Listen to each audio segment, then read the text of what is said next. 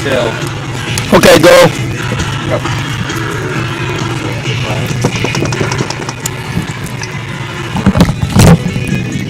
5 seconds. Why didn't you throw that kid out last night? Yeah. Good afternoon from Crawforsville High School and John Ford's Field. Tonight, your Athenians host the Bisons from Benton Central High School. Your Athenians come in with a record of 12-4 overall and 5-2 in the Sagamore Conference. Tonight, we're looking to add on to that 12 total victory. We are not afraid of 13. Trust the decaphobia. You cannot get to 14 wins until you get to 13 wins. So is that. Jeff Nelson along with me tonight, and also helping for the first time, Aiden Stevenson, and we thank him for coming up here, and he will be providing you a great picture, I think, all ball game. Well, Jeff, interesting ball game again on Wednesday night as the Athenians came through with a victory as they did on Tuesday night, and very similar very similar. Both ball games started out with an unusual error, and then each pitcher pitching a perfect game from that point. 21 down after the leadoff hitter for Southmont 2 nights in a row, and both of those leadoff hitter thing turning into a scoring controversy, which we can talk about or we don't want to talk about, makes no difference. Crawforsville has scored it as back-to-back no-hitters for this week, and so they're certainly looking for, to plow more onto that. Surely, no matter what happened, hit or not hit, two shutouts drove the ERAs down significantly, drove the runs against significantly. Defense played really, really well. There's two good wins. No matter whether it was a hit or a no-hitter, doesn't make a bit of difference. Two good wins, two good conference wins that you got to have, because you stubbed your toe. They stubbed their toe against Tri-West, so there's no margin for error. Every game now is a must-win situation, and they did that this week. When you talk about controversy, I don't know where we are right now with the Lebanon Tri-West game.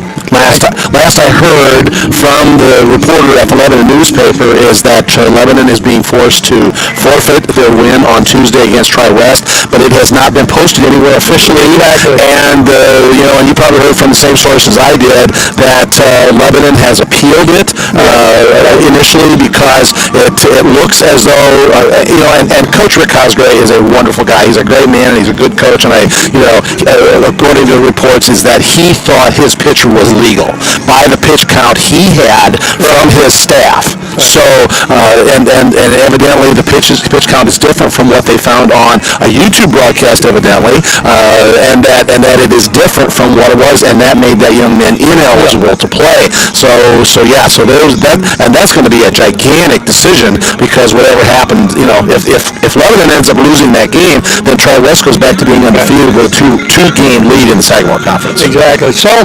I would think at this point that's probably the way it's going to end up, but stranger things, you go back and forth. This is like a little ping pong game here. Yeah, well, you end up getting the IHSA involved, and there's a whole bunch of things that happen. If they've got it on videotape, then they can go back, and there's pretty much undisputable evidence there. They can go back and make that pitch count decision and see what happens. But yeah, it's a big deal. And it has ramifications everywhere up and down the conference. Might look ahead a little bit for the Athenians here. We have a McCutcheon game scheduled for tomorrow at 10 o'clock at McCutcheon, and that's always a tough contest. Right. Well, every time you play, a big 4A, 5A school, it's always an opportunity to really see what you've got. Now, it's the same scenario as McCutcheon's going to have. You're not going to be throwing your best pitchers. Cale Coursey's pitching tonight, which kind of caught me by surprise. I thought maybe he'd be being saved for next Tuesday, but he can still pitch next Wednesday. Cale Weimer is set up to pitch Tuesday, so he can throw today. Whether he'll be on a pitch count limit doesn't matter, but he's going to get a chance to see some pretty good hitting. Benton Central has historically a good program. They're 7-7. We'll go through some of their stats as we go through the course of the broadcast. They've got some good hitters. Top of the order is they got some 2 or 3 really, really good hitters, and they're pretty decently, they put the ball in play. So, it's going to be a good challenge tonight. Good test for the Athenians. I was talking about Benton Central. It reminds me, it's not the neatest night tonight, but it's a decent night for baseball. We played in worse. How about staticky? Okay. Mm-hmm. We're getting staticky. So we'll try to deal with this technical problem. She said she got a call that they're sounding static. Okay. Turn off line. Just keep it and see if you can get a hold of Austin, and maybe he can deal with it. Tweak it up a little bit, Yeah. so. Because we don't want to miss what's coming. We don't want to miss the pregame meeting. Absolutely, even if it's not top quality, hopefully you can also kind of catch what's going on here. We obviously have the umpires meeting at home plate with the coaches, and so that tells us we're not too far away from game time. Obviously we'll not be webcasting tomorrow at McCutcheon, but next week with the conference play, again, we do conference play home games, rarely moving away, but we have done some away games. And the Athenians Tuesday are at Western Boone, and then Wednesday they are back home against the Starters. Yeah. Tuesday, Wednesday, I think the next week, I shouldn't be looking that far ahead, but I think I have, and just mentioned, I believe the next week we rotate back maybe to where we go with a home Athenian game on Tuesday. Okay.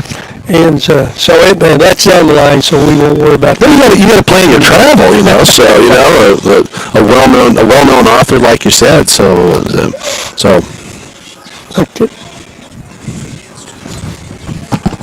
Were you able to get a hold of him? Texted him, he didn't answer back. All right, so we'll continue on here. We apologize. We understand that we may have some audio issues. Sounds like we might be a little staticky. Just bear with us, folks. We will try and get those things resolved as quickly as possible. Well, I noticed we have a well-bundled but fairly well-attended bunch here in the closest bleachers to us. Friday night, time to go to the baseball game. Friday night, and we have maybe our usual bunch on further down the left field line. But again, the temperature. Well, Jeff, I won't get it because it's been a while since I looked at it. Well, let me call up weather.com. This is another night where we don't have the crazy wind, but we do have a little wind, look like coming in out of the northwest, maybe. 57 degrees according to the Weather Channel. Yeah. And I just got a text in that we are too loud. That's why we're staticky. We're probably overmodulated. So maybe we can turn ourselves down a little bit here. That much I know we can do. Let's try that. All right, we'll try that. We turned the microphones down just a little bit. Good enough. So anyway, here's we want to keep an eye out for what's going on here. Looks like we've got a. Well, look at the home plate. We've got the base umpire has got. Well, it's down on one knee, and one of our trainers is out looking at him. Looks like a bad eye there. Well, maybe, I don't know what's going on here. Here comes Coach Weimer down on a knee, and Miss Allie Thomason is being proposed to, and it appears. Ladies and gentlemen, this is the first I've been announcing since 2008.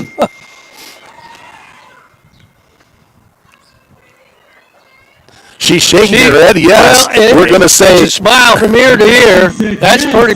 Oh, yeah, we got the yes. So. Let's hear it for assistant coach Cole Weaver and Allie Thomason. Well, what do you hear? That's Coach. Allie's sporting a new rock. Yeah. So. Well, as you can see, Allie is, well, let's see. Diminutive? Is that She young lady? She's just a little short, that's all. She's about 4 foot nothing, She's about four and a half. Well, lovely young lady. Wonderful trainer, though. She's an incredible addition to the training staff. And talk about nobody knowing what was going on. Each one of the Crawforsville baseball players happens to have a rose to give her. Talk about spontaneity, Coach. This is amazing. She's going to have quite a bouquet by the time she gets down here. Yes. And if each guy brings one, get her close to a couple dozen. So, and the last guy had 3 roses. So, and as usual, she doesn't miss it. Allie. She doesn't miss a thing. Susan Urich out there, the official, unofficial Crawforsville baseball photographer. Yeah, so that will certainly, that's, what a neat way to start it. What a neat way to start it. So, all right, well, let's turn things over to Dave Raynard and get the introductions of starting lineups. Leading off, the center fielder, number 15, Dylan Musser. Batting second, the shortstop, number 4, Tyler Clemmy. Batting third, the third baseman, number 16, Adrian Torres. Batting fourth, the designated hitter, number 5, Boston Pritchett. Pritchett will be hitting for starting catcher, number 0, Grant Weiss. Batting fifth, the first baseman, number 18, Balin Holmes. Batting sixth, the left fielder, number 13, Brylan Hedden. Batting seventh, the second baseman, number 3, Corbin Cooley. Batting eighth, the starting pitcher, number 10, Dylan Ford. And batting ninth, the right fielder, number 8, Caleb Kavalowski. The Bison are coached by Mr. Jarrett Hamill. And now, let's meet the starters for your Crawforsville Athenians. Leading off, the left fielder, number 34, Bryce Dowell. Batting second, the third baseman, number 2, Wyatt Moats. Batting third, the catcher, number 8, A.J. Hall. Batting cleanup, your starting pitcher, number 11, Big Cale Corsi. Batting fifth, the second baseman, number 21, Cale Weaver. Batting sixth, the shortstop, number 6, Jude Corsi. Batting seventh, the first baseman, number 4, Caden Underwood. Batting eighth, the right fielder, number 20, Caden Patton. And batting ninth, the center fielder, number 5, Dylan Farley. Your Athenians are coached by Mr. Rhett Welliver, Tony Bean, the newly engaged Cole Weimer, and the head skipper for your Athenians is Mr. Brett Moats.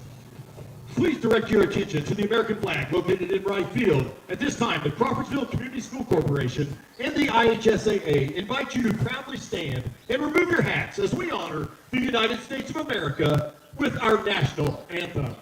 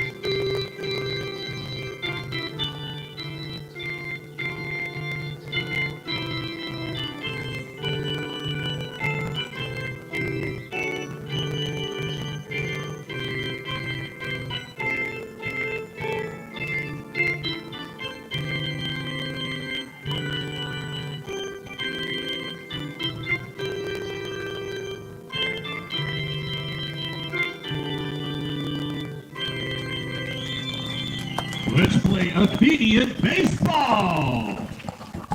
Just a bit cloudy and just a bit cool, but still a great scene out there on the field. And we had that little ceremony before we got going. Yes. I don't know where that's happened before out here or not. Dave Raynard said it never happened to him. He's been doing the PA work here since 2008, so if nothing else, it's a rarity. Well, 2008, that's that magic number when we began our webcast. Yeah, you look out there on the left field fence. It says 2008 state champion. So absolutely, it's there's all kinds of good things like that. Temperature's 57 degrees, Coach, and the wind blowing about 8-9 miles an hour, kind of blowing in a little maybe from the left to right. So we'll see what that does to anything in the outfield. Well, Cole Weimer on the mound, and as you know, his numbers are fantastic. He's coming off a real good outing. His last outing was against the Lebanon Tigers in a very important conference win. Pitch count probably could have been down a little, but it still was better than he had previously, maybe in the previous two outings, I believe. Right. And so he's right now. I feel like he's in a position to just maybe take this thing on home for the rest of the season, stay on a real consistent line, and be able to, be somebody you can count on. Right, after a couple of tough outings, Corsi still has some dominating numbers and is still certainly the number one pitcher on this Crawforsville staff. He's 3-1 on the season. This is his 6th appearance, all starts on the year. He's got a 1.43 ERA, which is best on the staff. He's thrown 29.1 innings, which is the highest on the staff. He's allowed 14 hits, 11 runs, only 6 earned runs, which has driven that 1.43 ERA down. He has his strikeouts to walk ratio, Coach, 4-1 just about. 17 walks issued on the season, 54 strikeouts. Yeah. Well, there's a throw down by A.J. Hall, and we're about ready to play a ball. It is currently 55 degrees. The wind is north-northwest at 11 miles per hour. They have David Rayner there with an official northwest at 11 miles an hour on that wind. It was in the 9 to 10 last time I looked, and he dropped the temperature 2 degrees.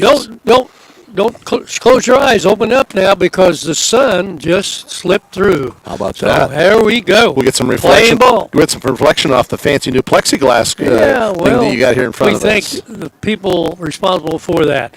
Well, Dylan Musser steps in. First pitch. Strike one, fouled off. Musser on the season is a .250 hitter, but his, much like Bryce Dow leading off for Crawforsville, has a fantastic on-base percentage. Here's the next pitch, swung on a miss, and a nice changeup there. I haven't remembered him featuring a changeup early in a ball game like that. Second pitch. Yeah. So 0-2 on the way to Musser.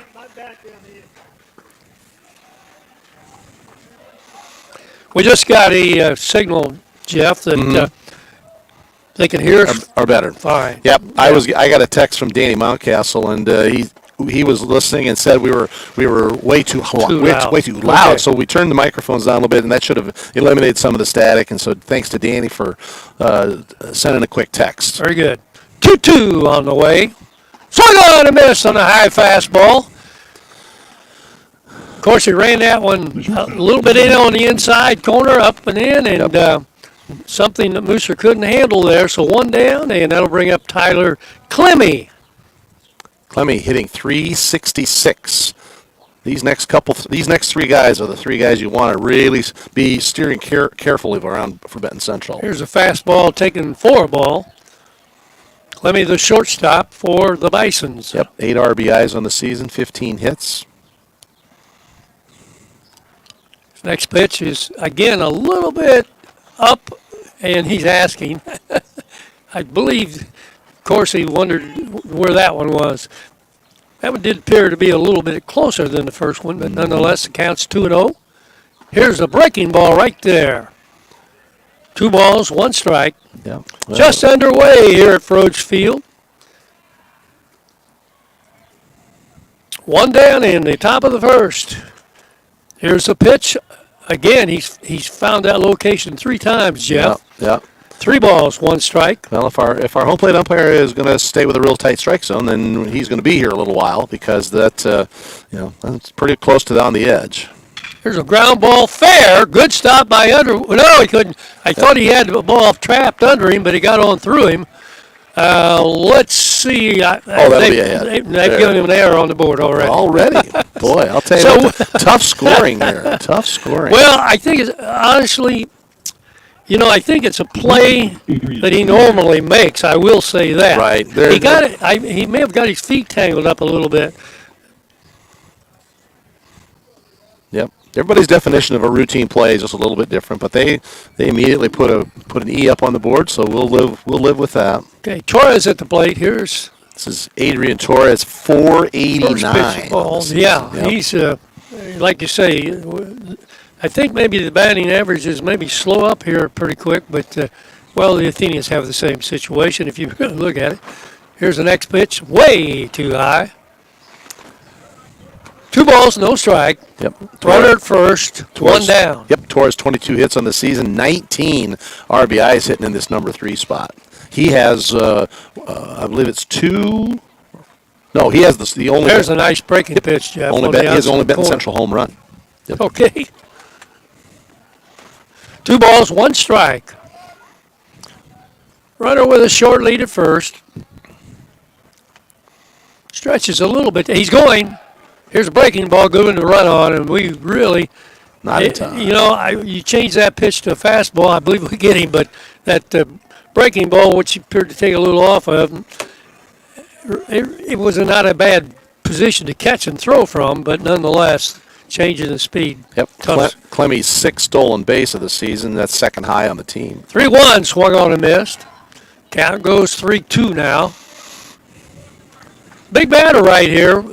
Yeah, this is a big guy to get out. This is a really big guy to get out. In scoring position here with only 1 out, so. Corsi to the plate. Swung on, fouled off toward the Athenian side.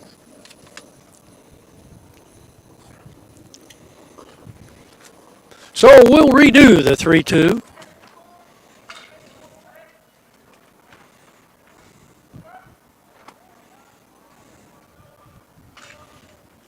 Way up too high on that breaking ball, so runners aboard at first and second now with 1 out. And that will bring up another pretty good hitter. Boston Prickett is a 362 hitter with 17 hits and 13 RBIs on the season. So, you know, something started early here for BC. Started with the air and added 2 by the walk. Well, this is one advantage we have by walking that guy. We have the force out Absolutely available there was and a spot possible open. double play. Yep. So here's a swing, and he wished he hadn't have, but he did. Pritchett goes around. Again, Pritchett the DH, and obviously in the cleanup position, dangerous hitter. Here's the 0-1. That ball's down just a bit. Pritchett is hitting for the catcher, Grant Weiss.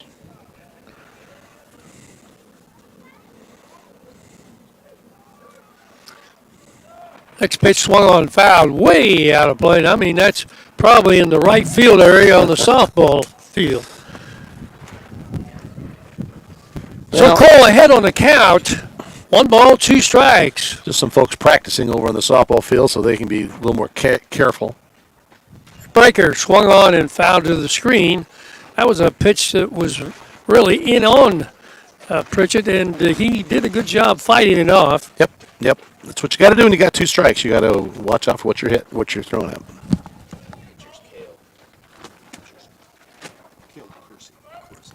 Cale Corsi, yeah. Here's the pitch down. Count evens, 2 balls, 2 strikes.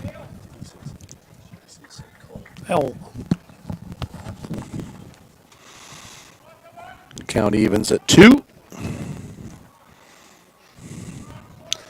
Jude Corsi jumping in behind the runner at second. Now clears back a little, and now the pitcher steps off to the rubber. We're going to redo the 2-2. Here's the pitch. That's taken for a call. Strike 3. Nice pitch, knee high on the inside corner. So 2 down. Strike out looking. Yep, that pitch was borderline impossible to hit. Man, just on the inside corner, just knee high. Man, a cleanup hitter is going to just no way he can get around on that pitch. Balin Holmes, the first baseman, steps in. Last of the big numbers here for Benton Central. He's a 378 hitter. Here's a I'll be in there for a base hit and 1 run scores. That'll be it. But the Bison's on the board early. Lead it by a score of 1-0. Holmes not waiting around, swinging to the first pitch. And I don't think he really got that on the sweetest part of the bat, but he got enough and found the green. That's the main thing. Yep, found enough of the barrel to knock it out there. That, as we said, 378 hitter. That is his 11th RBI of the season. And Clemmy scores an unearned run because he reached on the air. So Brylan Hedden stands in. He's a left fielder. First pitch, a ball. Heading a 250 hitter. 6, 7, 8, 9 are going to be substantially smaller numbers here, as you'll hear. Here's a pitch in there for a strike. I think we mentioned earlier, these Bison come in with a 7-7 record this season. 1-1 now. The Indians need to get off the field right here. Keep it at 1. Here's the pitch. Swung on and fouled way back out of play. Those couple of foul balls going to the right side are got some pizzazz on them. They're heading way to the right. So Cale ahead on the count. Yeah, you're right about that. And I don't know. I think Cale's providing all the momentum for that. Here's a pitch. That looked good, but Hedden lays off of that 2-strike pitch and didn't miss by stays much. alive. I'm going to say it had to be very close. So it's Deuces Wild here. 2 balls, 2 strikes, 2 down. Here's a pitch. It's going to be low. Full count now. Runners will be on the go. So this is a dangerous spot here. Something in the gap is real dangerous, so we got to get it out here. Breaking ball right there for strike 3. Great pitch. As a case, Athenians do that probably more than most teams because in that situation, most teams, you're going to give you a fastball to hit. Right. Not so right there. And that's 3 strikeouts for Corsi to retire the side. 2 of them looking.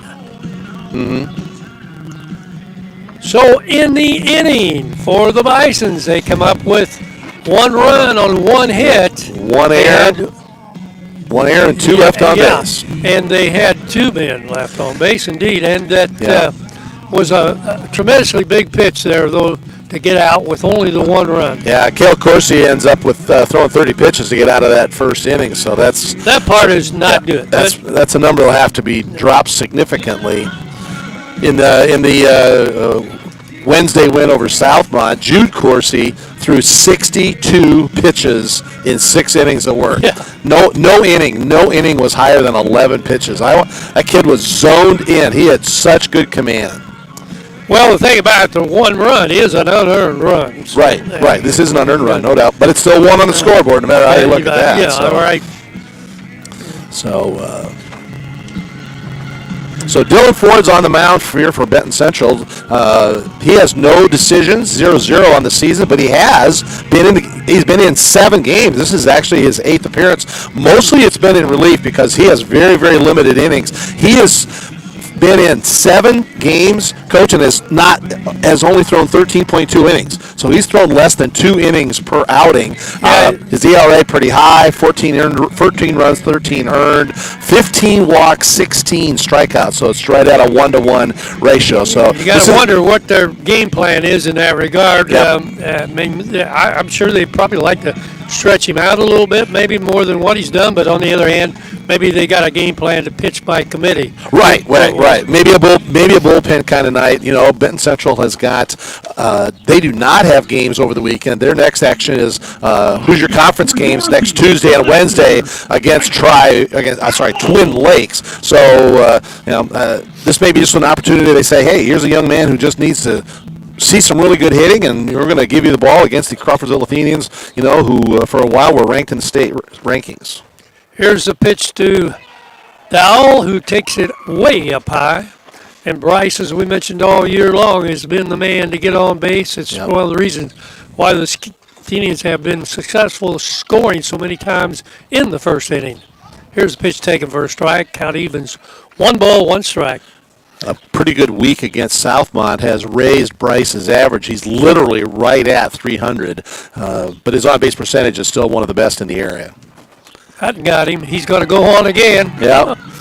And I'm pretty sure he has to lead the team in that category. Well, that I can quickly look up for you. He has been now hit for the 7th time this season, which is 3 better than anybody else. There you go. Yeah. Wide Moats to the plate.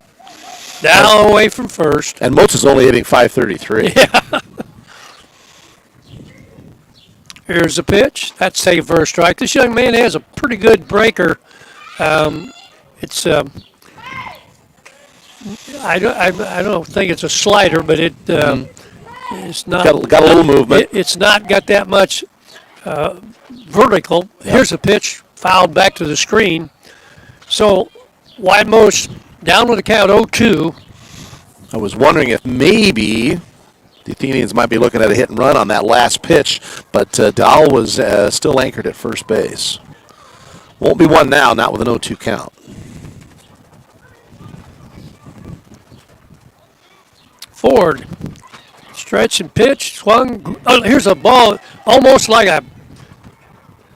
he beat that. Oh my gosh! I thought he beat it out, but I think Good stretch. Our coach agrees down there. So Yep. it was very, very close play. Good sacrifice bunt by Wyatt Moats.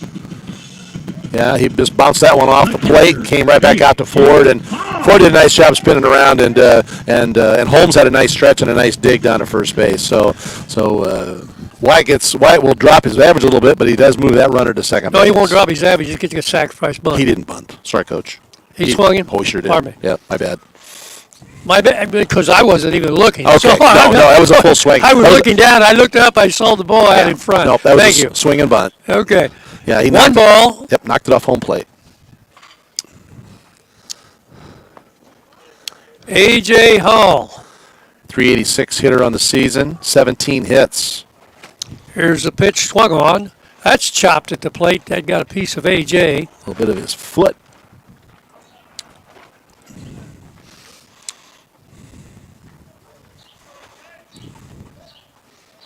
So down now in scoring position is second. Chance to tie this ball game up here in the first inning. AJ's got 8 RBIs on the season, 5 doubles. Good spot for one here. Here's a breaking ball. That may have been the best breaking ball he's thrown because that ball did have some vertical on it. Yeah, yep. Started out maybe almost shoulder high and came down into the strike zone. So 1 ball, 2 strikes. Pitch to Hall, taken too high. 2-2. It'll be interesting to watch Crawforsville bat through the batting order one time. I want to see some of these really good hitters face this guy the second time through. All right, 2-2 on the way. Swung on and fouled back to the screen.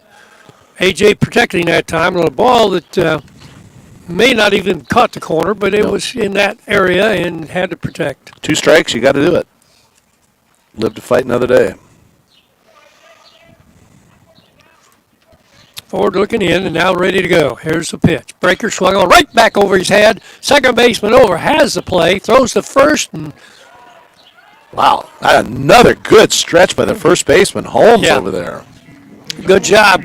Good play out there by the shortstop. Made it tough on the first baseman though on the throw, and he did a good job. No, I'll tell you, first baseman Balin Holmes has come up with 2 really good stretch digs on a couple of throws that were tough to handle. So it does move Dowell to third base. Of course, he can help himself with a base knock, but he's got to come up with a base knock now to make this happen. But he leads the team with 24 RBIs. If anybody's going to do it, Cale Coursey's the guy to do it.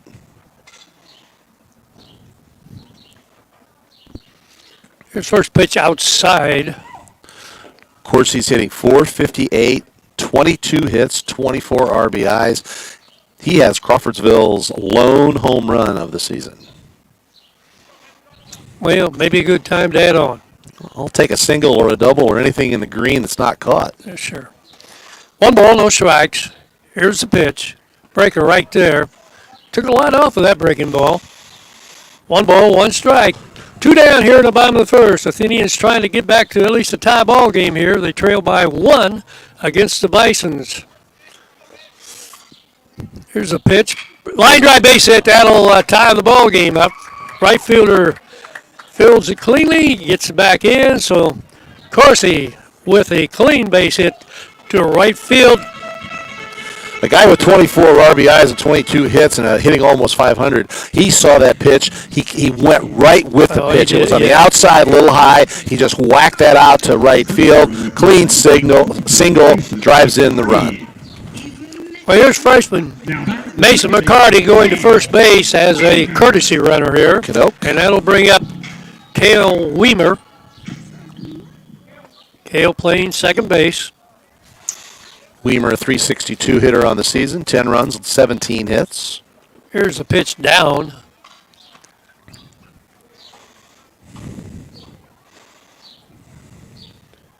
Coach Moach really not running through anything down there. It's just time to get a good pitch and hit that ball. That's right. Get a 2-out hit here. Here's the pitch taken for a strike. Throw down to first base. back in time. We've talked a little bit about Mason McCarty's journeys on the circuit out there, but he's getting a little more comfortable out there, just still fighting the woe and go. But He does have 2 stolen bases. well, on the he year. does, and he has some wheels. Here's a swing and a miss on a pitch in under the hands. So Weimer behind on the count 1-2. Now Coach Moats throws a signal on here, and He may send McCarty here. it's a possible steal situation. He's going. He's swinging. He misses. Ball gets away from the catcher. Catcher up. Makes the throw. Nowhere going to be. Not in time. Now, good job, though, McCarty. I'm watching McCarty watch after he gets safely. And if that ball had been dropped at all by the first baseman or got by, he was going to be wheeling. Yes, indeed. So McCarty does not get credit for the stolen base, but he was in motion. And because there was 2 outs, that allowed Weimer to head for first base on the drop strike 3. So it'll be an E2 that gets Weimer to second base, and the Athenians are in business here with Jude Corsi, who has been hitting the ball so much better the last couple of weeks. Yeah, he sure has. All right. Here's a pitch. Well, Jude's not going to alpha on that one. Way up over his head. Jude's hitting .279 on the season. Now 11 hits and 5 RBIs. Couple of doubles. Well, there's a part of the season when he hit the ball about as hard as anybody. Ah. Wasn't getting a whole lot for it, but here's a pitch outside. 2 balls, no strikes. Yeah, he's hit a couple of blisters. I mean, he's hit a couple of just really, really hard balls that have been hit right at fielders. So 2-0 here for Jude. He can kind of pick his spot here. Pitch. That ball was called a strike, and we have some fans not very happy about that one. 1 ball, 2 strikes. Oh, fans never love umpires. That's just the way it works. It's just all part of the Well, baseball route. One of the fans I heard out there was an umpire, but anyway, here's a pitch. Here's a ball swung on a miss. Jude way ahead on that one. Credit Ford took a lot off of that pitch. So we're back at 2-2. Interesting. Like I said, I want to see Crawforsville the second time through against Ford because he is really he's throwing in the 70s at best, not the big high velocity guy. Here's a pitch swung on and missed. That ball in under the hands and a strikeout. So in the inning for the Athenians, they get 1 run, 1 hit, and 2 men left on base. We have a tie ball game after 1 full. Well, got what I would perceive as a key hit there, even though we didn't come back and take the lead. I think it's a psychologically positive thing to tie the ball game. Come right back. Answered the unearned run from the top of the first with an immediate run in the bottom of the first. That was just huge for the Athenians using and taking advantage of the mistake. Bryce Dowell gets hit for the 7th time this season. And eventually scores on an RBI single by Corsi. So yeah. Well, the other thing about it, the opposing pitcher Ford, I believe he probably about caught up with Kale. 24 pitches. Yeah. Yep. He threw 24. Kale threw 30 in the first inning. So yeah, neither pitcher is on track to see the end of the game. Yeah, not on track to see the end of the game. But what they have, is 5 strikeouts because Weimer struck out, and so there's still. I guess they've got something going as far as keeping the batters a little bit off balance. But yep. Anyway, we like get back tied at least. Okay, here we go. Top of the second now, and the bottom of the order for the Bisons. They'll have Cooley, Ford, and Kowaleski. Yep. And some pretty light hitting numbers here. Cooley's a 200 hitter, Ford 154, and Kowaleski doesn't have a hit yet this season. So yeah, this is a spot where Corsi really wants to keep his pitch count down and get some quick outs. Here's a swing and a miss by Cooley. He got his money's worth. Yep. Good hard fastball. I would expect Corsi to challenge him pretty heavily here.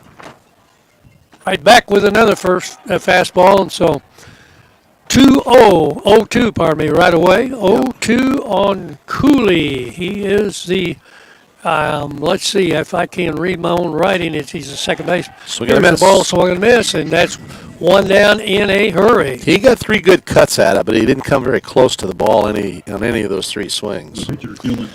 Well, I played on some ball teams with fellows that looked pretty good swinging up there. That's right.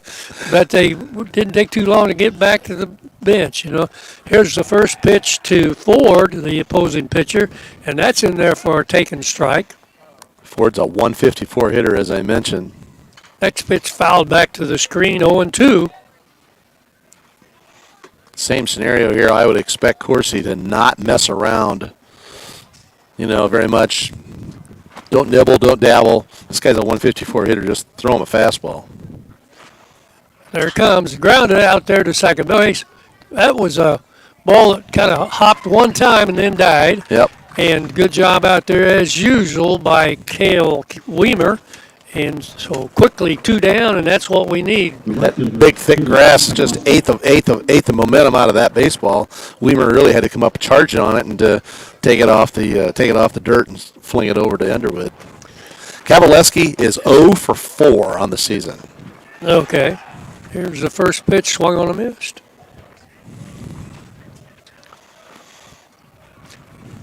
Down there checking with his coach. I think the coach can't help him. Here's the pitch, swung on a miss at a high fastball. So quickly 0-2. Probably no need to waste one here. No, sir. I mean, you might go ahead and throw it up high out of the zone, see if he'll swing.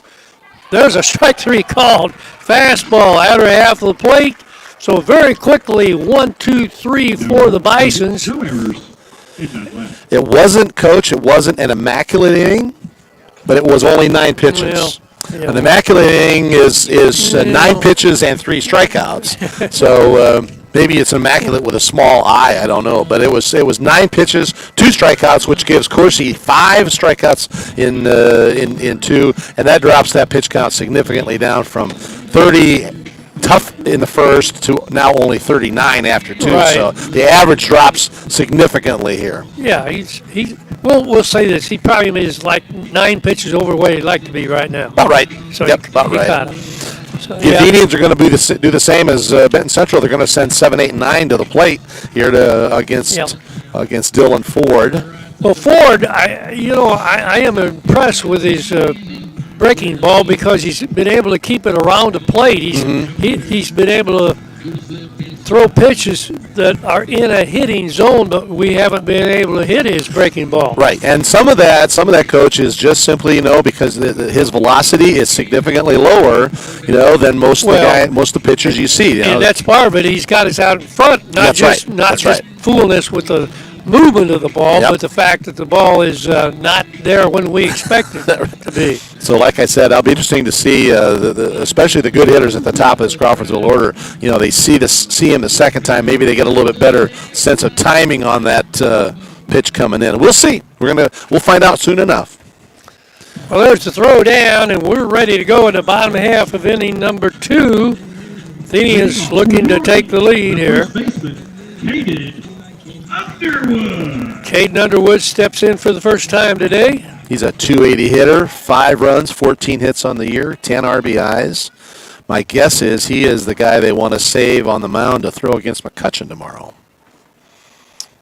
So you got a good guess. Here's the first pitch way high. Well, I'm sure Thea fans will be happy when they can come out to the old ballpark without loading up on clothes. Without like coming out like you're ice fishing or something. Well, need blankets and what all. But anyway, here's a pitch just on the inside corner. Count evens, 1 ball, 1 strike.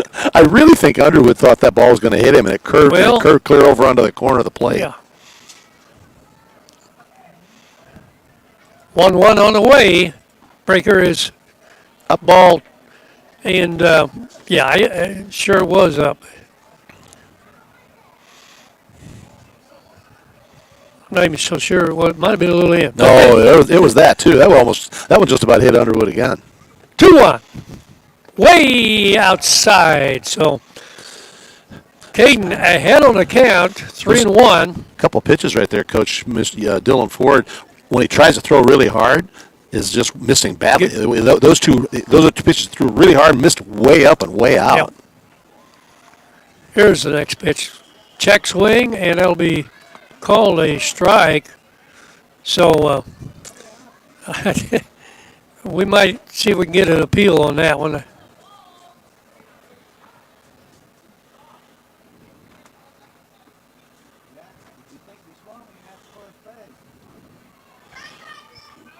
Well, not going anywhere with the appeal. Yeah, they're going to call So it full count. Yep, got to call it a check swing at that point in time. So it'll call it a swinging. So here comes the 3-2. Swung on, fouled off to the right side out of play. Good job of hanging in by Caden. Now there was a breaking ball that was left-right, kind of in the middle of the plate, but credit Caden, keeping it in play. We've missed a few of those. Here's the next pitch. Swung on, fouled back. Good job at the plate on the two-strike pitches here. Underwood is going to see his 8th pitch right here. And a reminder that Cale Coursey needed 9 pitches to get an entire inning finished a little while ago. Long pause in by Ford. He throws, and here's a pitch to center field. Center fielder over, has it for out number 1. Good at bat, however, by Caden Underwood. Mm-hmm. That ball actually had a little bit more carry on it than I wanted. Well, he just kind of threw his bat out there. I'm going to say he didn't have a full swing on there, and he had the ball in the right place of the bat. It got a little farther out there. I thought that was just going to be a little looper, just kind of out into the outfield grass, but it had it out there. It got a couple 250 feet out there. Right fielder Caden Patton at the plate. 237 hitter, 11 runs, 9 hits. Really good from the 8th spot. There's a pitch. It's taken outside. 1 ball, no strikes.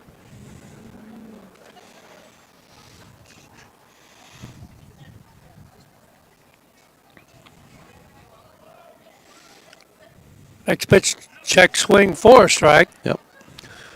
1-1. Just got to take a second to credit Caden again for just an absolutely unbelievable catch to end the Lebanon game last Saturday. That was that very well may have saved the game. Here's the ball fouled off to the right side and out of play. Wonderful sound effects once again by the folks upstairs. 1 ball, 2 strikes. Patton waiting and swinging and missing. So there's 2 down. And that's 3 strikeouts for Ford. So he's, as you've said, Coach, several times, he has sure been around the plate almost with all his pitches, and his control has been good. He's got a lot of movement, and it has fooled some hitters. Yeah, the only thing he's really given us is he hit Bryce Dowell to start the ball game for us. Yep, which cost him because the Athenians got Dowell in. Here's a strike. Same looking pitch. That breaker, he shows a little bit more than one look on it, but that one he just threw is the one he throws the most times. Here's a pitch. That ball is in there for a strike.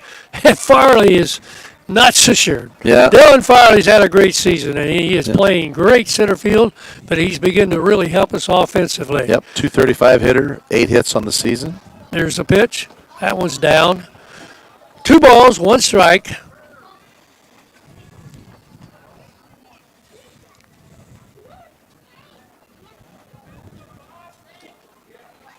Here's the next pitch. Swung on and missed. Ball's in the dirt. Gets away. A little speed there, but the ball is thrown wide, and that'll be a hustle play by Dylan Farley and beats it out after swinging and missing on strike 3. And that's the second time that we've had that play happen. Cale Weimer had the exact same thing happen. The strike 3 popped out of a glove, and a bad throw to first base puts him on. So that's 2 errors now, 2 E2s for Benton Central, and that brings the top of the order up for the Athenians. Yep, back to Bryce Dowell, and let's see what he can stir up here. So Farley away from first. Farley is base stealing threat. Forward to the plate. We square. We're faking on the bunt. The throw down, and we're in there safe as Farley beats the throw. So stolen base for Dylan Farley and man in scoring position. Yes, that is Farley's third stolen base of the season.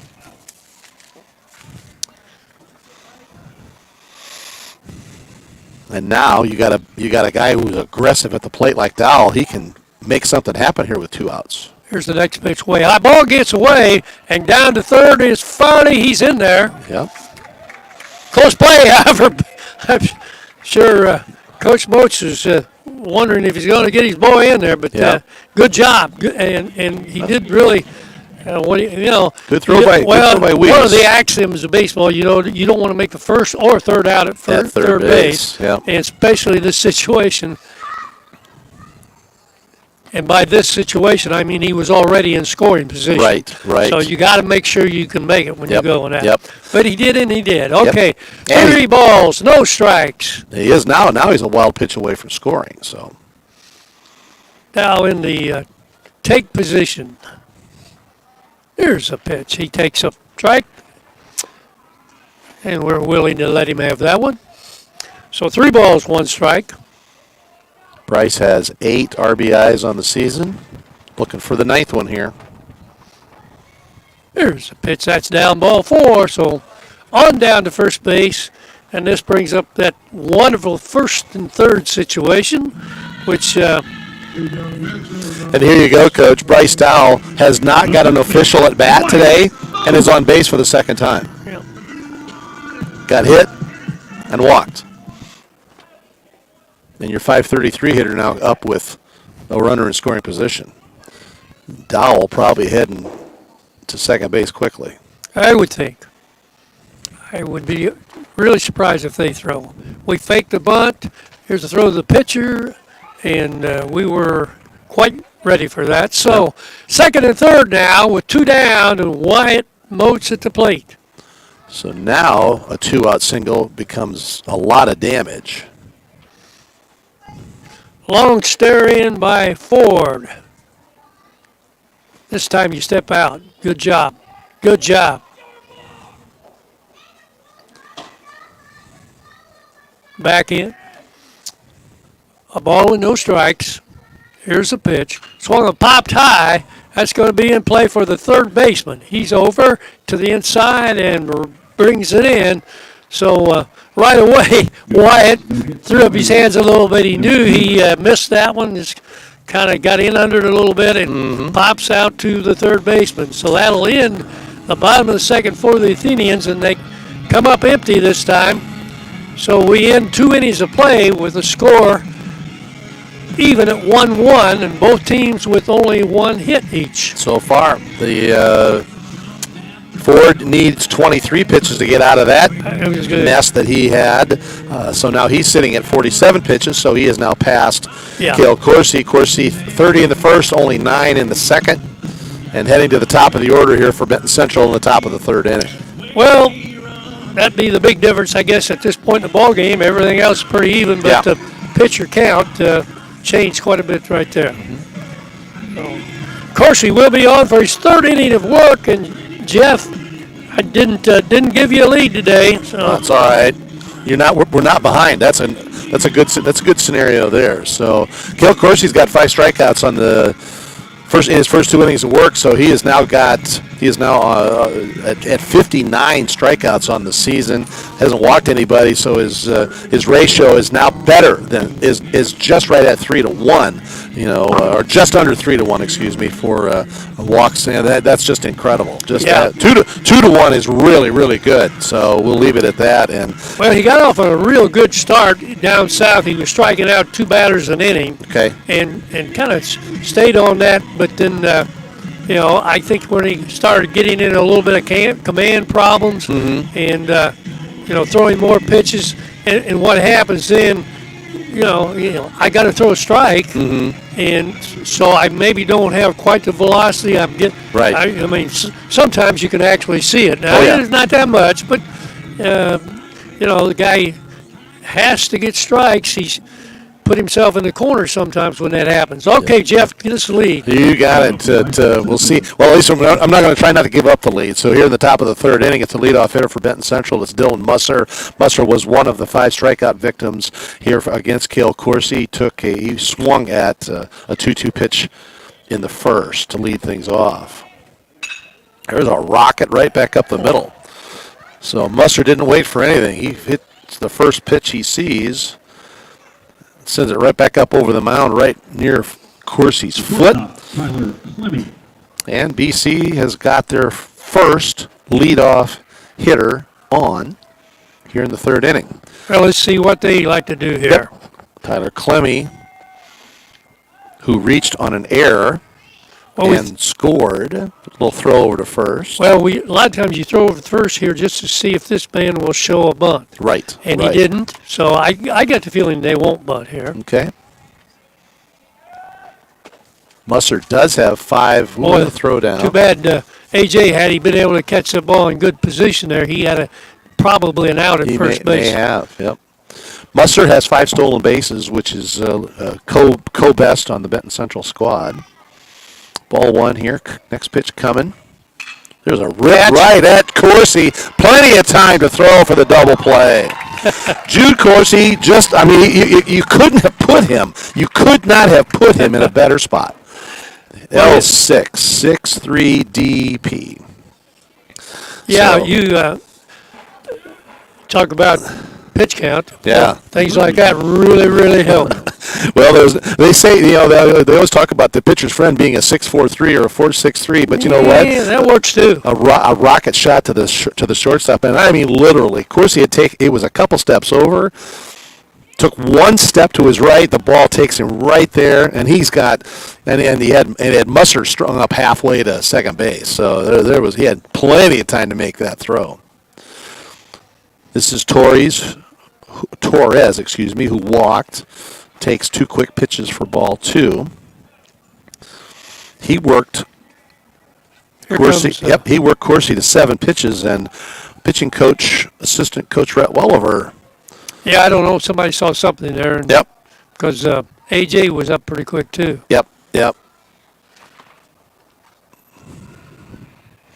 It's one of those things, you know what, if you see something, you go address it right away, because in a non-conference game situation, you do not want to put, if they thought they saw something physically, then, you go address it and go fix it. And if this guy's got to come out, you need him for way bigger games down the road than this game this afternoon against Benton Central. But everybody was kind of pawing at the dirt a little bit. And sometimes, because we got both pitchers using the mound, sometimes your landing spot can get chipped a little bit, from where Ford throws, and so you're not landing quite as flat or quite as well as you normally do.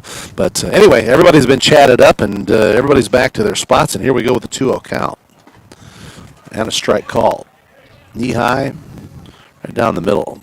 Torres taken all the way. He's a 489 hitter, like I said, walked, so he didn't get an official at bat, so it's where his average sits. Oh, swings at one down and in. Thank you for that. Yeah, it's good pitcher's pitch there. Yes, and now 2-2.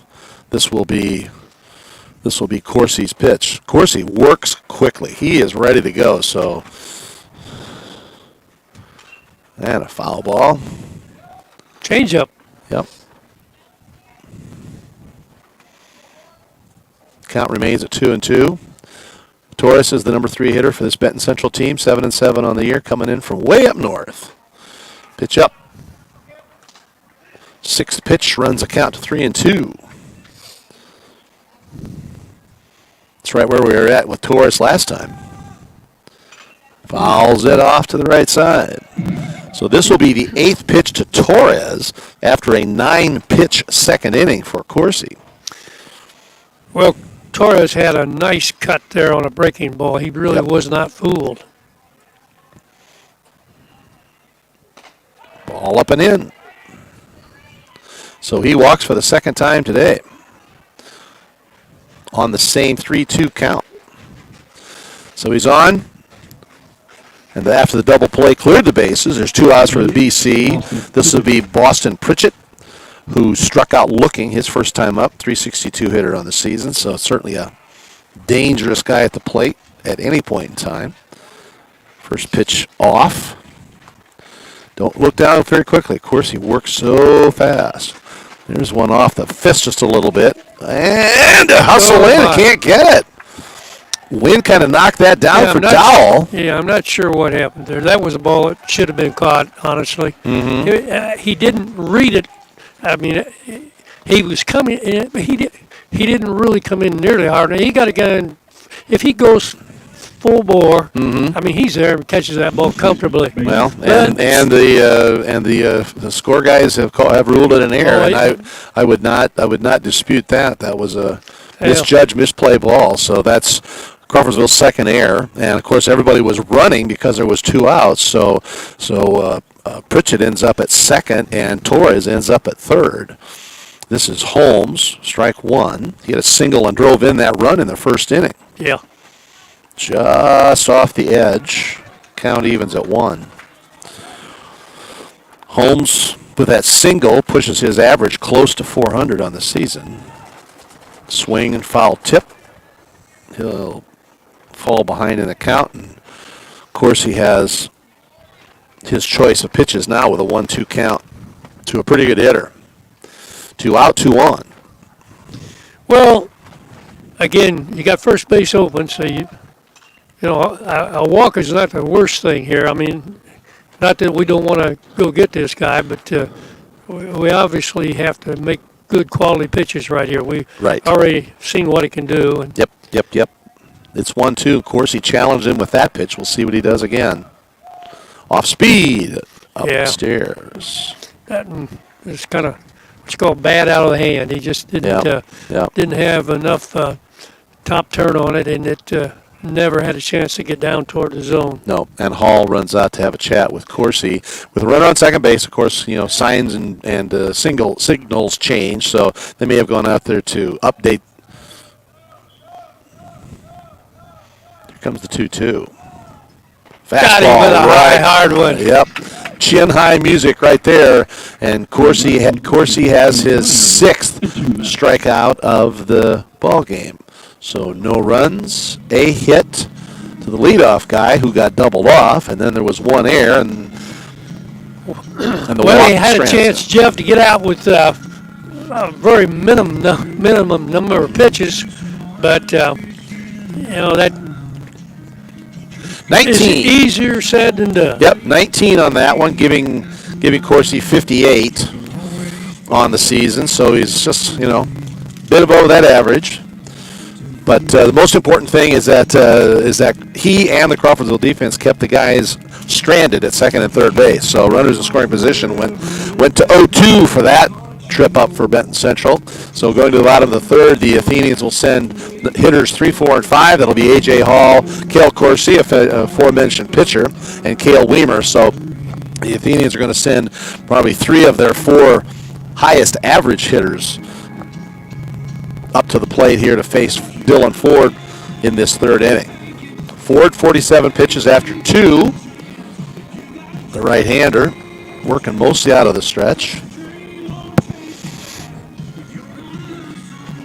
And Hall, the lefty, who grounded out to second base, his first trip to the plate. Yeah, right in the heart of the order here now. Yes, 3, indeed. 4, 5. The catcher, A.J. Hall. And like I said, I want to see what these good hitters do with the second time through the order facing Ford with his just a little lower velocity, but certainly good stuff. That one's down.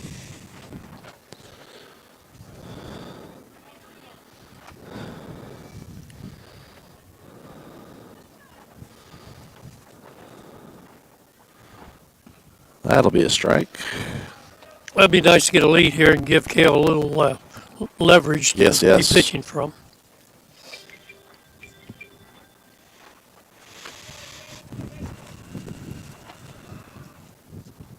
Foul ball right back at us. It's always fun to watch the fans sitting directly behind home plate. That net is there, and that net's going to stop that ball, but it still doesn't stop you from flinching. 1-2. Ooh, it's a high chopper. Kind of tomahawked one there. And, ooh, second ground out to second base for Hall today. Credit old AJ, not the fleetest in the. I don't know what he's talking to the umpire. Coach Weller both down there. I don't know what he had in mind. Well, I think he thought the first baseman Holmes came off the bag, or maybe he thought he came off too soon. I didn't see that, but that doesn't mean I don't think he did. I'm 120 feet away from it. So. No, but no, he did come off. But Coach Welliver sent him back to the dugout. So, no. Dang. Yeah, swings at a bad pitch, and he'll ground out to first, unassisted. So 2 up quickly and 2 down quickly here for Crawforsville in the home half of the third inning. Yeah. That'll bring up Cale Weimer. Weimer struck out but reached first base in the first inning.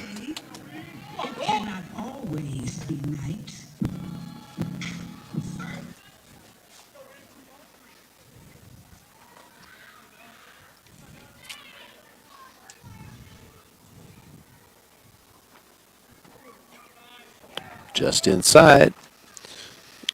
Weimer was ready to wear it, but he didn't. Well, like you say, he didn't quite get to him. He actually could have. But Yeah, he might have been called on it. So Weimer's been hit 4 times this season, so he certainly knows what he's looking for. Well, there's a little skill to that. That's We've right. had some hitters in years past that really had that skill. Sure thing. He should have been hit by that pitch. Yep. I mean, He just flinched out of the way. Yeah. All he had to do is just a Stand little there, bit yep. there like that, and you can actually move it closer to That's it if right. you need That's to. right. As long as you're And not still- out over the plate. Still be illegal. Yeah. Foul ball back to the right. Had a good swing at Yep. that breaking ball. Yep. Evens a count at 2-2. So Crawforsville 2 quick up, 2 quick out here in the home half of the third inning. Looking to break this tie.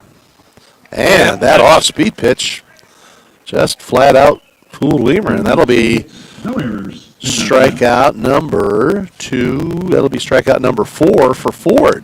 So that's quick third inning. I'd say that really you have to credit Ford because he's right there in the heart of the order. 10 pitches. And look at this, Coach. Corsi has thrown 58. Ford has thrown 57. And we are done with 3 innings of play. So there's one of my wasted innings. I didn't get any, but I did get us behind, but I didn't get us ahead. Yeah, that was pretty limited. See a couple of the gals just get up and move over to different seats. A couple of gals from the Crawforsville softball team. What a shout out we get to those guys. What a great game Wednesday. While we were here doing the baseball game, the Crawforsville softball team run-ruled Southmont for their first win of the season. Absolutely. Oh, ended a 34-game Southmont winning streak over County schools. So it ended 17 in a row by Southmont over Crawforsville. So just a sweet win for Crawforsville here at home. Molly Pierce came in relief, and as I understand, and picked up the win in relief. And Crawforsville bats just stomped on Southmont pitching and came up with a run rule win. So big congratulations to the girls. Freshman came in and threw actually the last 3 innings. Yep. And she obviously was solid, and the Athenians put the bat on the ball. And Yep. Well, and how about Molly? I mean, she is the daughter of Crawforsville basketball coach David Pierce, so she comes from kind of a sports and a coaching family, obviously, but she has not been a pitcher. She literally, kind of answered the call. Crawforsville did not have a pitcher, and so this is her first year pitching, and she's just getting better and better as the season is going on. So sometimes kudos. You got to do that. Right. Bryce Hedden is up to hit for BC here on the top of the 4th inning. Took a called third strike and takes strike 1 here. He was not very happy about that pitch. But he asks nicely and gets an explanation of where the pitch was. Foul ball straight back. So quick 2 pitches and quick 0-2 count here for Hedden. Coursey struck out 3 in the first, 2 in the second, and 1 in the third to stand at 6. That pitch down and away. Hall bounces out to knock it down, keep it in front of him.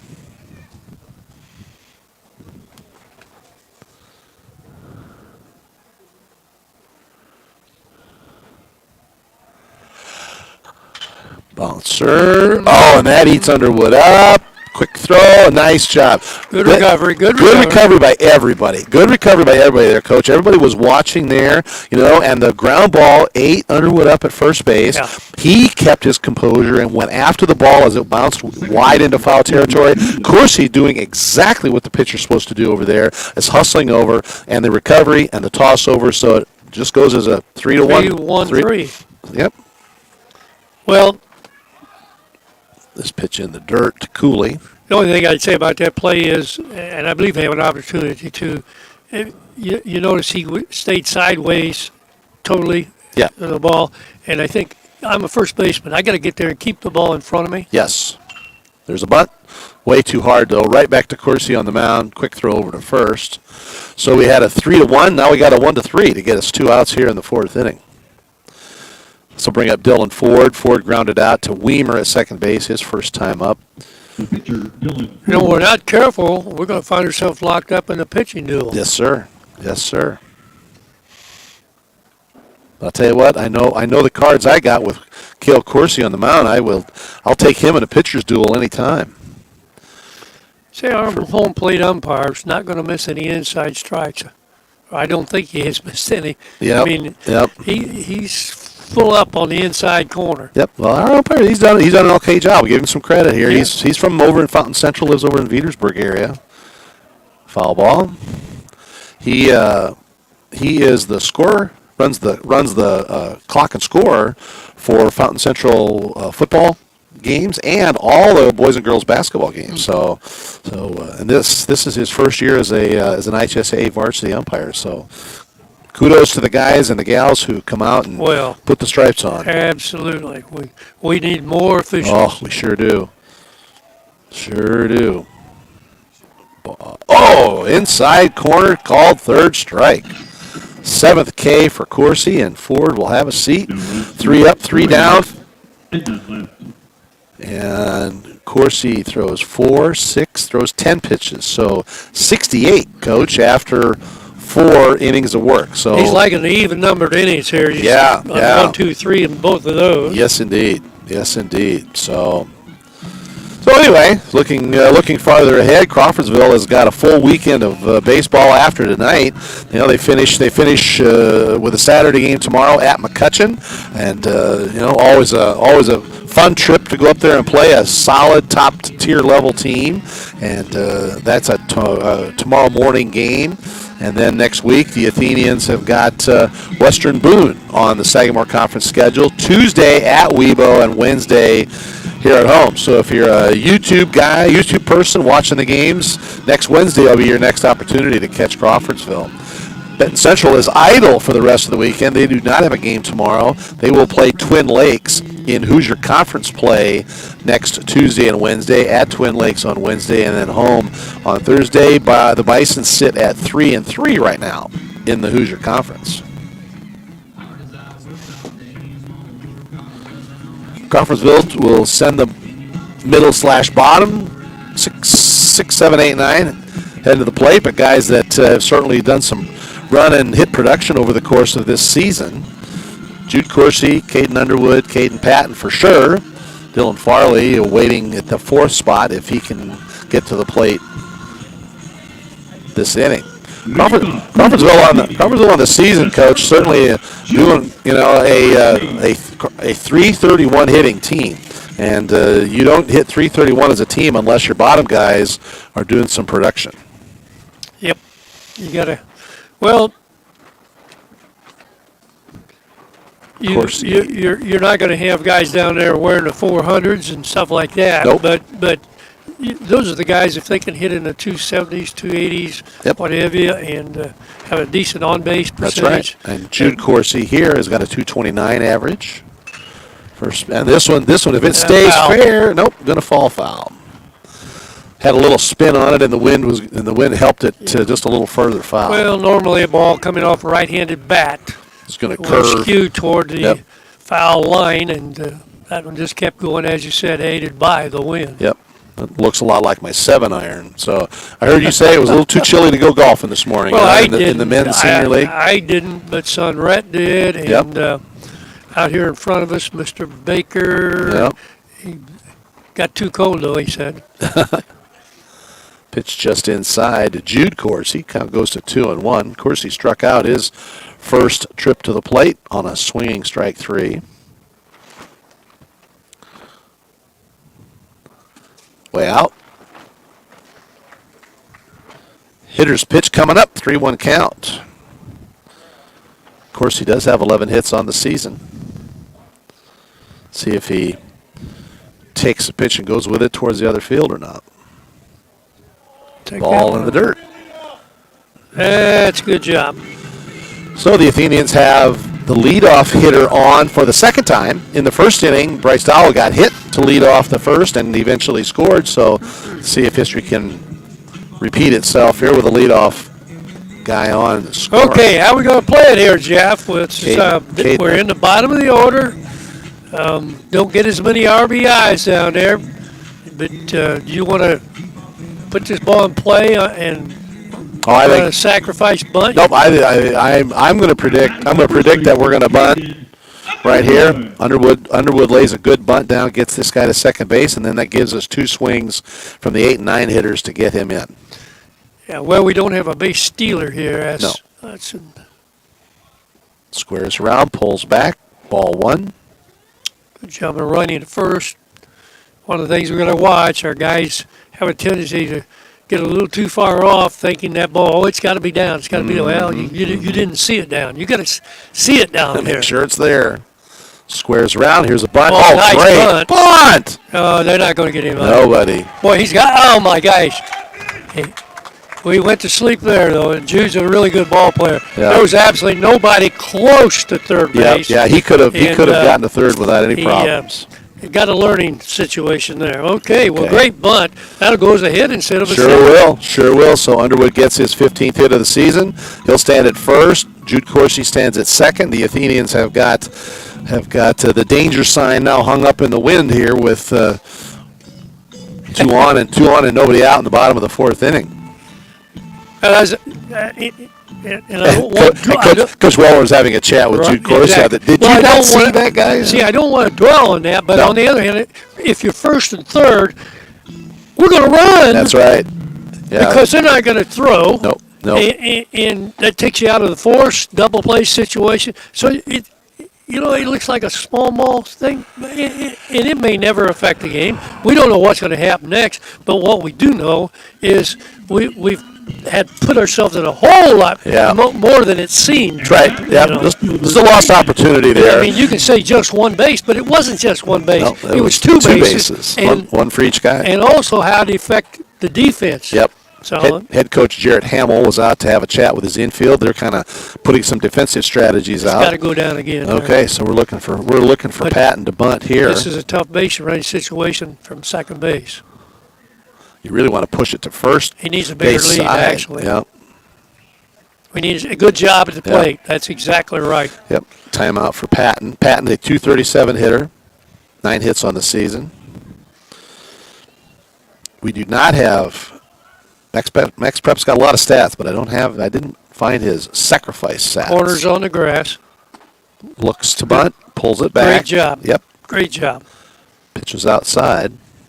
If that pitch had been about 6 inches farther in, that'd have been a good pitch to bunt to the right side, because you either want to bunt it, push it close on the right side, or else right down the third base line.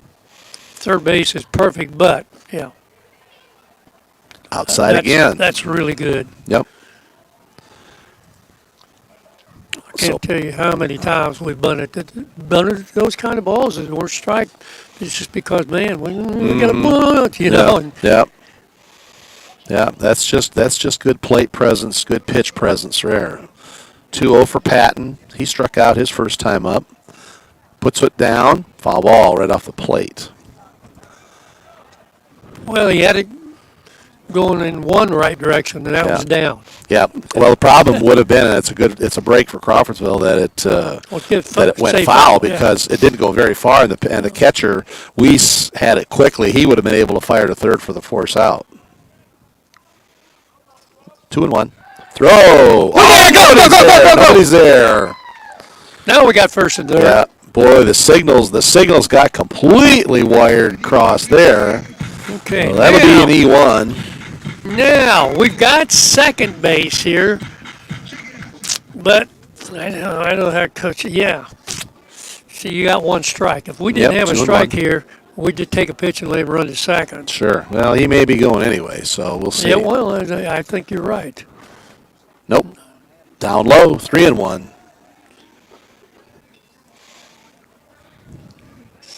Well, I'm sure this will be a straight take for Patton, right? With 3-1, trying to walk the bases full. I doubt it. Honestly, I don't think it's a straight take, but he takes it anyway because it's we ball were running, four. by the way. Yeah. Underwood breaks. So when I mentioned a moment ago that the danger flag was up, now the double danger flag is up because now Crawforsville has the bases loaded with nobody outs here in the bottom of the fourth inning. Number 9 hitter, Dylan Farley, a .235 hitter, 8 hits, 3 RBIs. So he certainly has the capacity of putting something into the outfield and scoring a run or two.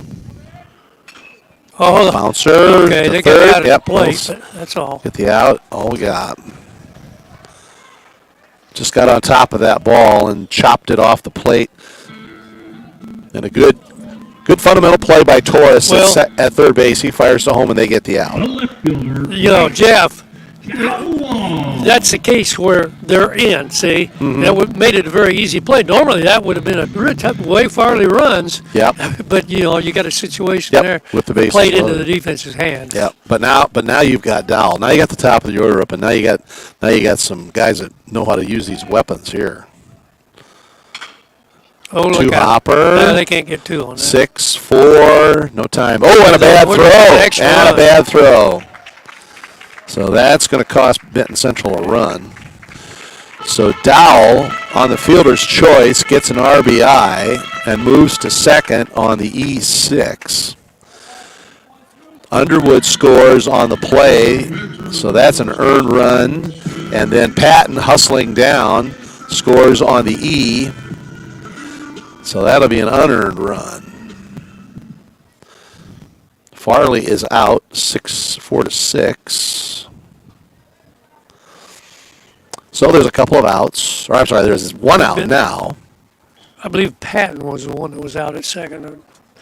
No, you're right. It had to be Farley. Yep, Jude Corsi was out on the 5-2. Exactly. Umpires are having a conversation about something. So we got Dowell safe at second base. He's the only runner left right now. But the Athenians got 2 on that play. Coach Hamill came out and asked the home plate umpire for some kind of a discussion or some kind of a conference, or he's not happy that he was looking for some kind of a call. Wonder if he was looking for an interference call on the play at second. Well, he's not getting anything out of it. There wasn't anything. So he heads back shaking his head. 2 outs, 1 on. Crawfordville's got 2 runs in here, and Wyatt Moats is up. Moats looking for a hit. Man, third time up looking for his first hit. There haven't been many games this year. Yeah, he's a little anxious, too. That ball was probably not a strike. Had a good cut. He's a little late, but he could have left that one going and been none the worse. Mm-hmm. Well, if he can get anything into the outfield, Dowell will not be getting a stop sign at third base. That pitch curves way outside. Evens a count 1-1.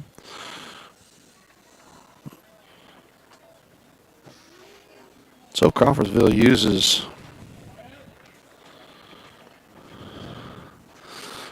an error Ball's in the dirt. So Corsi, the leadoff hitter, did walk.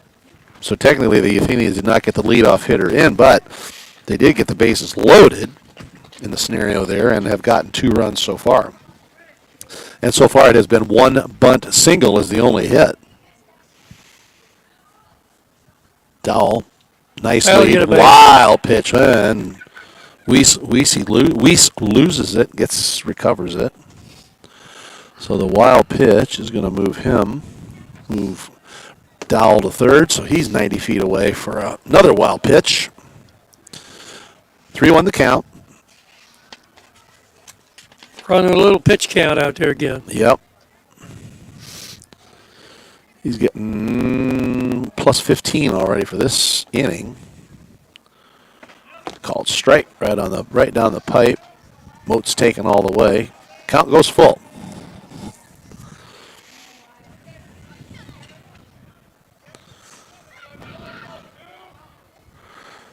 Ball outside. Moats will trot to first. And my guess is it will be 1 pitch and he'll be heading to second because Moats has 10 stolen bases to lead Crawforsville. No. In fact, we may just take a pitch here. Right. I think. Now batting the catcher, A.J. Hall. AJ has grounded out to second base twice. So, yeah, I'm sure he'll take 1 pitch just to let Moats scurry to second. Don't expect a throw, but we've seen stranger things. There he goes. Takes, no throw, back to the pitcher. So Hall, ball 1, stolen base number 11 for Moats. Look at this hitter's gap in left center field here. Now, he's been pulling the ball more this year, but he has still taken a lot of balls the other way, too. The young man may be showing a little fatigue out there on the mound. Yeah, he's starting to push his pitch count. 2 big runs out there, though. This is a big spot. Ooh, ball 3. Hey. Little conversation there from the mound to the dugout. I don't know. I think he wasn't really that well satisfied with that last call. Both sides have been a little gnarly on the edges. Ball 4. Blocks him on 4 pitches. So that loads him up again, and this will be Rogers. No, I got the right 25 this time. Yep. Rogers courtesy running for Hall here in the 4th inning. Cale Corsi, as they like to say, really got a chance to help himself here. Yes, indeed. He's capable here of unloading the bases. Yeah, he can do a lot of damage here. I mean, leads the team with 25 RBIs. Boy, just chopper. Just been last 2 pitches. Same thing except he went the other way. Big chopper to first base. Yeah, not Cale there.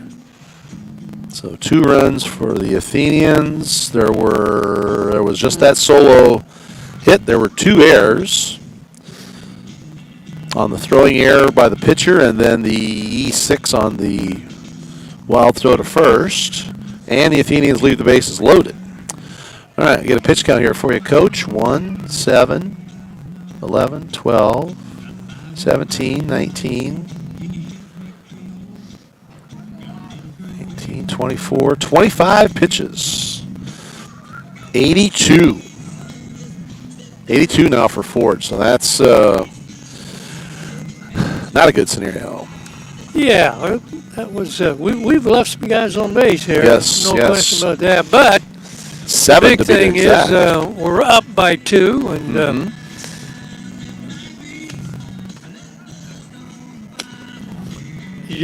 I mean, I'm not sure. Did you give a pitch count there on that one?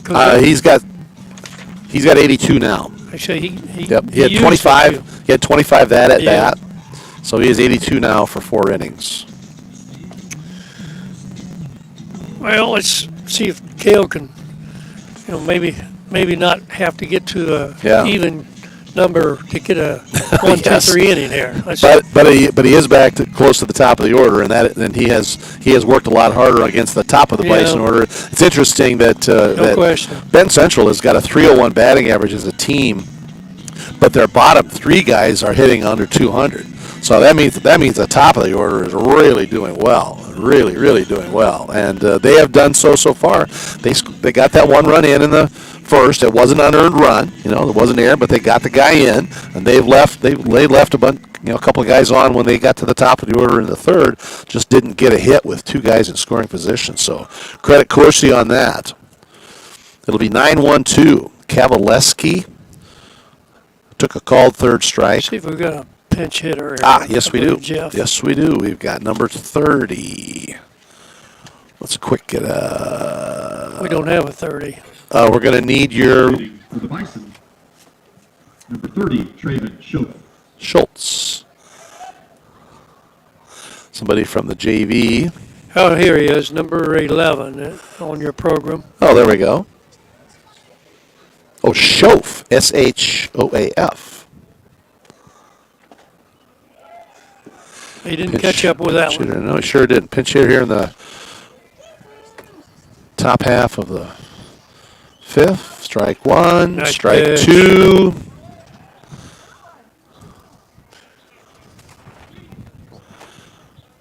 Well, Kavaleski struck out on 3 pitches. Let's see what happens here with the pinch hitter. And Well, sir. same scenario. There was a guy called Dizzy Dean. Yes, indeed. You know what he called that? Powder River.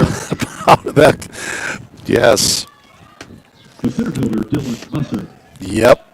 No doubt. High heat. Dizzy did radio baseball in the 30s, 40s. Did TV into the 60s and then maybe later early TV. 70s. Yeah. But he got in a lot of trouble down in St. Louis with his language. Right, right. He just really, Told it like it is. and not like the 5th grade, 6th grade teachers taught you to speak. Oh, yeah, his grammar, he used some pretty colorful language. Not necessarily profanity, but he sure used some colorful metaphors, and he used words and combinations that we don't normally see. I need to come back here. We got ourselves Dizzy Dean and Pee Wee Reese. I always remember him on the game of the week. 4 pitches. They Wow. got a runner. So Musser draws a walk. He's on base for the second time today. Singled in the third, and that's where he got stranded. No, I apologize. He didn't get stranded. He got doubled off. Clemmy hit a bullet that Jude Corsi was perfectly positioned for and doubled Musser off. Clemmy. Ooh, boy. Looked a little low from That here, looked a didn't little low from here, but it's called strike. Clemmy reached on an error in the first and scored Benton Central's only run so far today, trailing 3-1 here. Runner goes. He's coming back. He's got to hustle back now. Jude Corsi calls off Cale Corsi and says, "I'll get this," but that pitch was the hit was so high up in the air that Musser had time to scamper back to first base. But that registers the second out, so 2 on, 1 out. 2 out, 1 on, here in the top of the fifth. Adrian Torres has walked twice. He walked on a 7-pitch at bat in the first and walked on an 8-pitch at bat in the third. So see if Corsi can be a little bit more, what do you call it, with his pitches. This first one misses up. Yeah, he's got to have a little more command of his zone there. He's got a kid here who can swing his bat. He can't just lay it in there. Yeah, well, Torres is a good hitter. He's a .489 hitter. He's the leading hitter on this Benton Central team. 22 hits and 19 RBIs, is first in both categories as well. So he has been very respectful of Torres' bat and has walked him twice. He may walk him again. Runner goes, ball down. Oh, called strike. Excuse me. I thought that pitch was again a little low, but who am I to argue? But Pitch got away from Hall, and Musser will register the stolen base. Second stolen base of the day for BC. Yeah, Have a Torres play. turns on that thing. Maybe. Good job. Yep, Good job. and that's Moats Moats. made Yep. it look easy. Yeah, I know it. Isn't that something? Look and say, that's heading for the Bermuda Triangle out there, and all three guys had an opportunity to get it. So no runs, no hits, no errors, and that one guy is left. Not too many pitches there. He walked. Hey, good There's inning. 4 for Yep. Musser. 4, 6, 9, and 3 is a dozen pitches, which puts Cale Corsi at 80 pitches through 5. So certainly now he's at a spot where he can get to the end of the game with his 120 pitch maximum. Well, we've got Cale Weimer leading us off here, and this is a place where we need to kind of keep the offense going. Yep. We really kind of missed the opportunity for a really big inning. Yep, a little But insurance. Little insurance The would help. two, I Yep. mean, we're happy with the two. Well, here's the good part, though, Coach. The bottom of the order got 2 runs in the last at bat, and the bottom of the order is coming up. So let's see if they can stay swinging the hot sticks here. Weimer's 0 for 2 with 2 strikeouts. He needs to find a way to put the ball in play here. Yep. Although he did get on base. This is true. Yep, he reached on the air in the first inning. And That got you scrambled. credit the guy for hustling. He's alert. Right, He's ready. right. Yep. Yeah.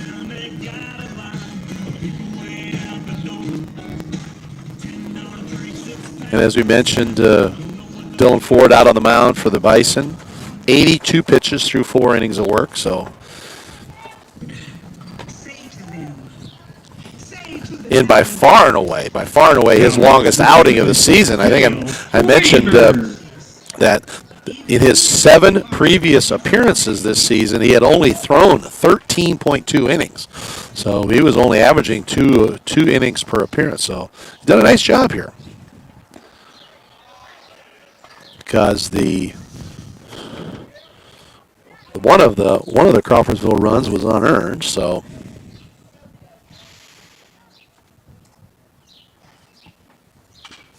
Weimer fouls one back. Yeah, I don't know. He looked like he about hit that one out of the catcher's glove.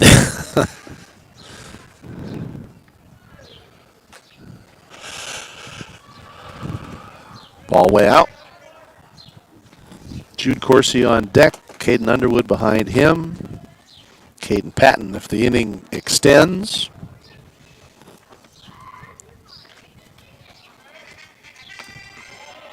Ball in the dirt. Runs it to 3-1. Crawforsville 3 runs on 3 hits. They do have 2 errors. The Benton Central 1 run on 2 hits, and they got way more than the 1 error on the board because they got 2 E2s on strike 3s, and they got another throwing error that has not been registered called strike. Full count. Fans really grumbling on that one, Jeff. Yeah. Weimer kind of spun around on it a little bit too. Ball in. So Weimer heads to first base.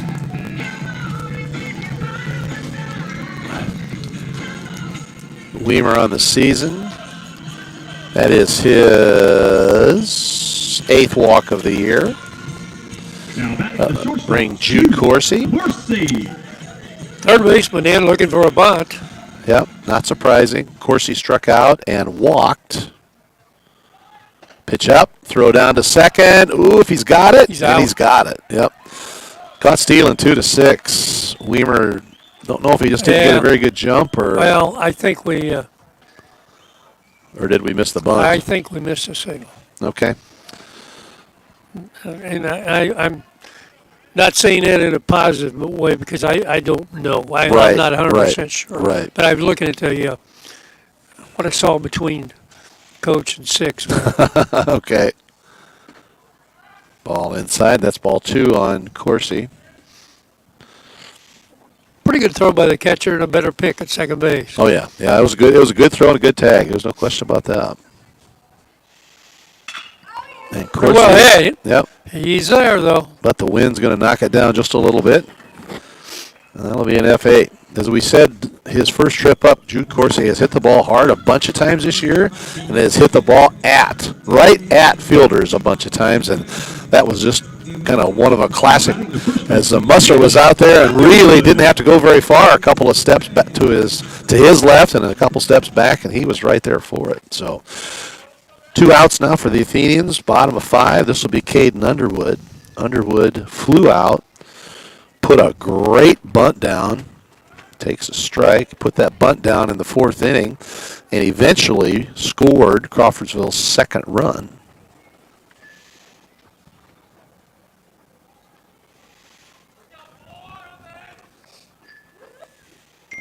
Foul tip.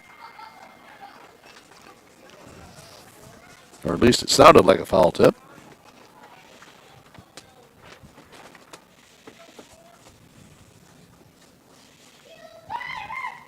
0-2, pitch coming. Foul ball. Yep, just bounced just foul at the last second. So Torres, instead of a long throw, will throw it back to Ford on the mound.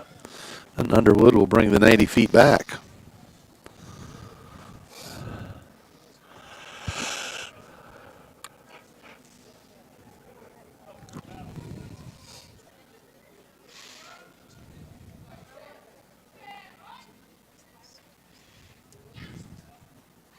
Pitch coming. Ooh. Kind of Get down. No. Yep. Excuse Won't me. do it. Check. No, not going to do it. Once again, it got a little bit more velocity, a little bit flew farther than we thought it was going to. So Crawforsville technically goes 3 up, 3 down, although the opening guy did walk. Well, Jude really nailed that one out there to center field. Yep. Just hit it right at Just it. a little bit more under it. It definitely carried over the center fielder's head, but that he's certainly run in that kind of luck this season all more season than long. anybody else That's exactly on the right. ball club. Ford throws 13 pitches, his second best inning of the afternoon, to give him 95 now for the ball game. So he all depends. If his offense doesn't get him a couple of runs, he won't have to throw for the 7th inning. So he's certainly got enough pitches to throw in the 6th. Cale Corsi comes out here for the top of that 6th inning to face the Bison 4, 5, and 6 hitters. And Corsi sits at 80 pitches, so he certainly is, if he budgets his throws, can certainly get 2 more innings of work in. There's the throw down There we by go. AJ, and we're ready to go here in the top half of inning number 6. And Coach, I Athenians got lead you it the by a lead. 3-1 lead. And yes, good job, Jeffrey. Pritchett to the plate. Boston Pritchett is the DH. He was struck out and reached first base on an error in left field. Maybe not an easy play, but it's a play that Bryce Dow makes, More times than not. much more than not. Yeah, Yes. yeah. Yep. Yeah. So, of course, he's ready to go here. First pitch right there, strike 1. A lot of people think that's the most important pitch in baseball right there. Get First ahead on pitch, the 1. you know it. Here's a pitch swung on a miss, high fastball. So quickly ahead, 0-2. Yeah, and Corsi works so fast. You know what? Getting ahead early just makes it, really works into his favor. Next pitch way away. He didn't want to make a 0-2 mistake there. Just overthrew it that time. Well, you don't want to give Pritchett anything to Oh, hit. absolutely not. Here we go. Ball down. Count even, 2-2. Good pitch, though. Good pitcher's pitch. It's one you like to, Yeah. have the better offering at. Yep. Need a strike right here, though. Something he is going to offer at. He swings, grounds to the left side. Wyatt Moats up onto first base, out number 1. Well, that was an easy as hop as you can get. Perfect throw by Wyatt onto first base. Make the routine plays, Well, and that was a routine play. Boy, Jeff, I tell you, that is so right. I mean, to tell you, when you don't come up with the things that, plays you say, you just got to make that play. Yep. And you don't do it. That is a big hurt. Two-hopper to that guy, that would have been, a lead-off hitter on it, just all kinds of stuff. So, wow.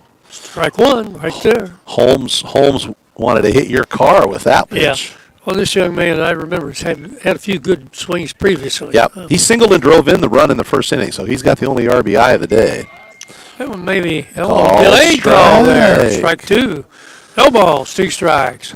Well, ahead on the count again. So the scenario is, let's coaches, see what we use with this too. Yep. Both teams are going to go home unhappy with the home plate umpire. So I mean, that means he's There's a doing swing good and a job. miss. 2, 3, 4, 5. He's running him up there, isn't he? That is strikeout number. I got 9. 1, 2, 3, 4, 5, 6. Yep, strikeout number 9 for Corsi. And I got to go back and look. He walked a guy. Oh, yeah, he walked Torres twice. So that's his There's 2. a pitch swung on and fouled back by Brian Hedden. He's looking for his first hit. Took a called third. And then he hit the ball that Underwood, it bounced off of Underwood, and Underwood recovered and tossed back to Swing and a miss. High fastball. That's a hard one to catch up with especially when you get it in a little bit, out of the way. You can still sometimes get on that. Matter of fact, the Lebanon Ball Club caught a number of high fastballs, and I think they had 4 or 5 extra base hits, including a home run. Most of them were on balls up that were, kind of a good velocity pitch. Sure. They caught up with them. Yep. But we didn't jam it in. I do remember that. We didn't get it in far enough. 1 ball, 2 strikes. Here's the pitch. Swung a ground ball to short. Jude has it. On to first base. Out number 3. 1, 2, 3 once again. And he likes the even-numbered innings. 9 up, 9 down in the 3 even-numbered innings. Not too many pitches. 12 in that, 92. Well, let's get some runs here. We need to get a little insurance here.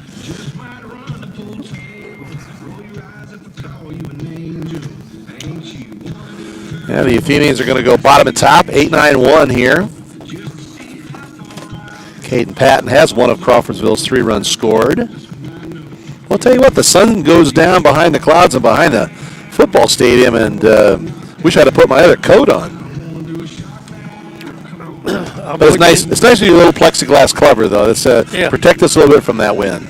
Well, I'm looking at a new pitcher out here, Jeff. Yep. We get him turned so we can see what his number is. Looks like a 0 on the right-hand side. Oh, come on, son. Yep, 3-0. 3-0. We don't have a 3-0. Oh, that was that pitch. That was that kid we saw earlier.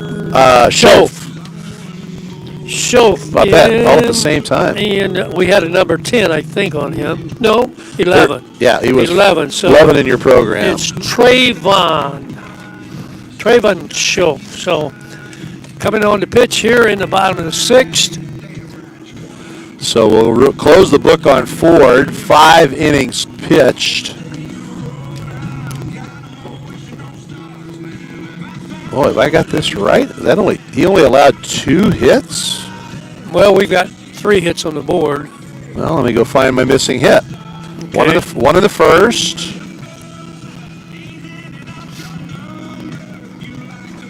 One in the 4th.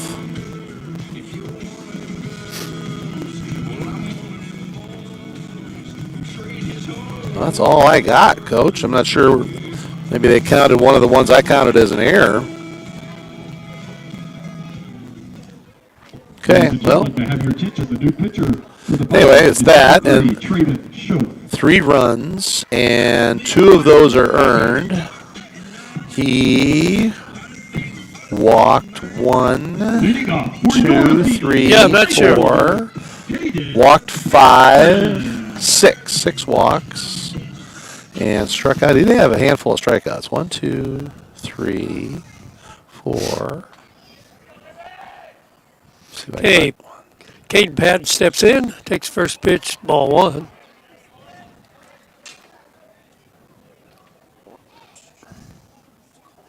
Five Ks.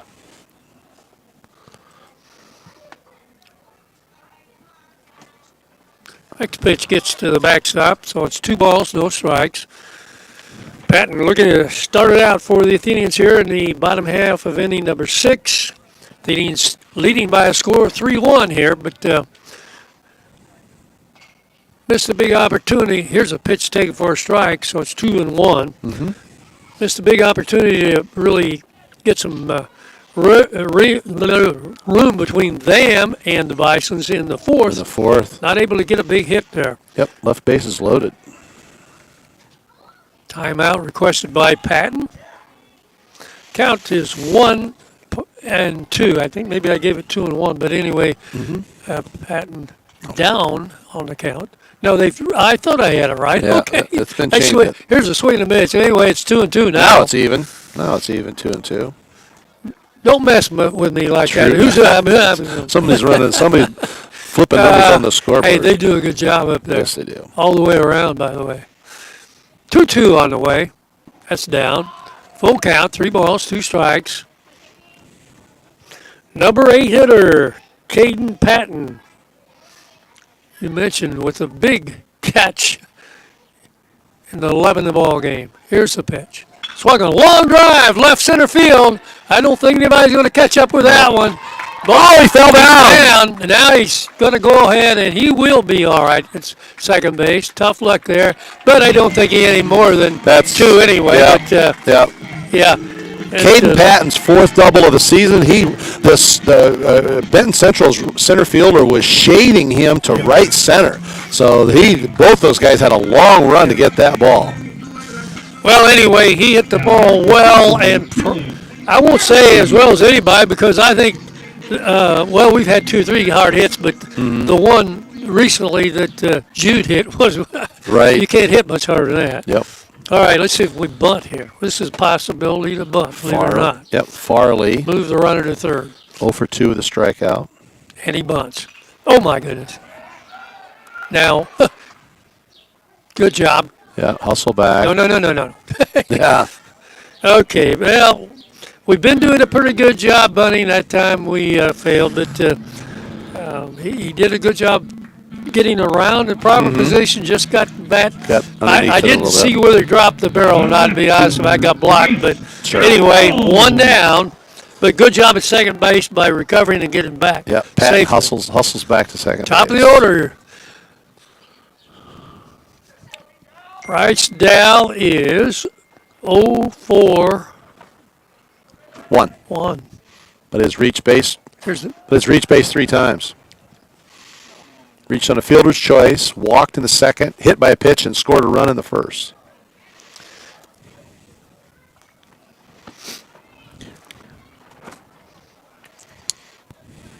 Now we got a timeout. Pitcher and catcher want to get together on things there. Yeah, Weiss is out to talk to his new pitcher. With a runner at second base, you got to make sure that you know what you're calling and what you're throwing.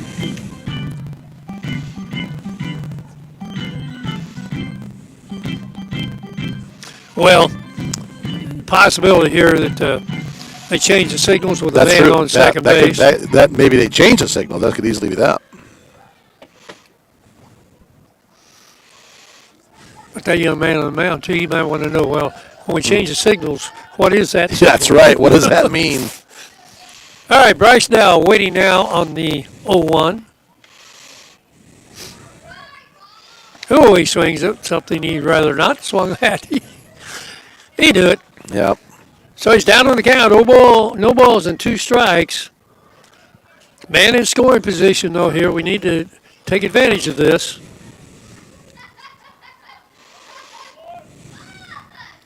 Here's a pitch. This ball's up. As a matter of fact, it was so up the umpire flinched. It's coming right at his nose.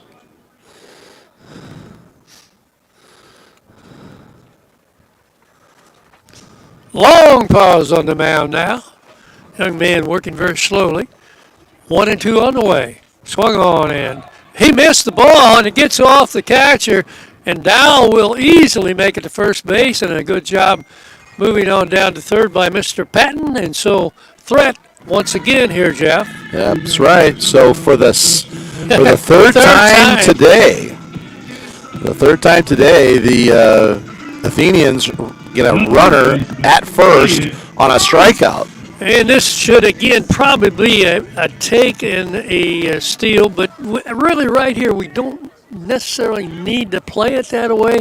You got a guy at the plate that puts the ball in play with power, and unlikely to be able to be doubled on a ground ball. Right. Oh, here's the first pitch. That's way up high on the breaking ball.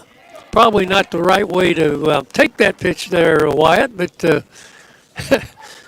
you lose sight of things there a little bit when you swing that head out That's around right. like That's that. right. 1 ball, no strikes. Throw to first, runner back in time. Good job being alert over there. Coach Moats down third base, runs through the signals again. Not a big lead, though, by Dow. Here's the pitch. Here's a line. Oh, no, right at the second base. Yeah. That'll end the inning. Mercy, goodness sakes alive.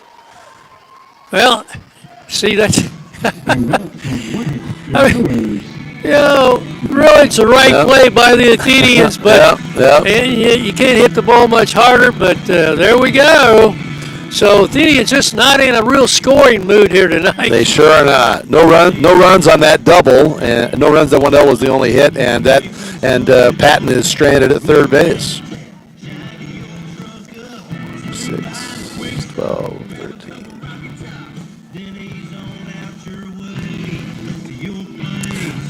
So Cole Corsi comes out, 92 pitches to his tally. He has allowed 2 hits. Holmes in the first with a single that drove in the only Bison run so far, and Musser had a solid single right up the middle in the third inning, and then he was doubled off. And those are the only 2 guys that have put the bat on the ball and reached. A couple of guys have walked. A couple of guys reached on errors. In fact, the run in the first inning by BC was unearned. Well, we go to the 7th, Jeff, leading by a score of 3-1 for your Athenians. They have 3 runs on 4 hits and 2 errors. And for the Bisons from Benton Central, they have 1 run, 2 hits, and 1 error. But as I think you've made pretty clear, the bottom of the order has not so far been a threat for BC, and we couldn't have drawn that up any better because they come up with the bottom of the order here. 7, 8, 9, 0 for 6 with 4 strikeouts. And 2 ground balls. 1 ground ball to second, 1 ground ball back to the pitcher. So they have not even, these bottom 3 guys have not even, which includes a pinch hitter, have not even put the ball into the outfield. So you can't draw it up any better here. So Cale Corsi, chance here to take this one home. Corbin Cooley comes to the plate. 0 for 2. He gets struck out once.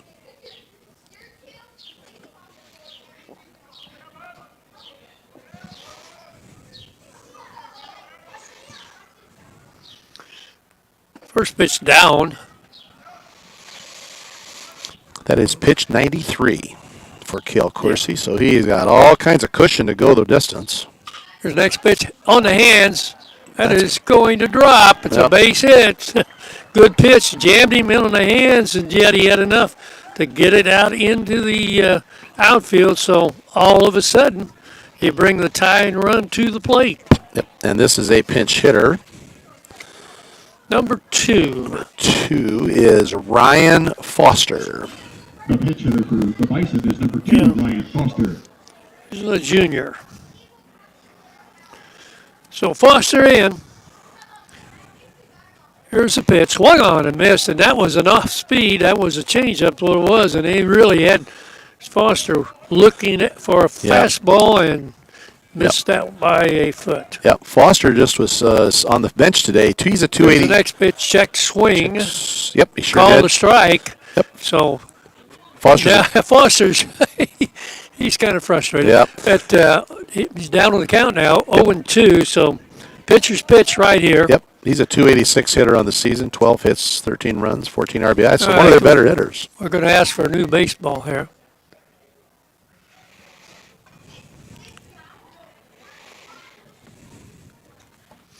Well, Foster looking down at the coach there, but Coach really doesn't have a signal to give you now.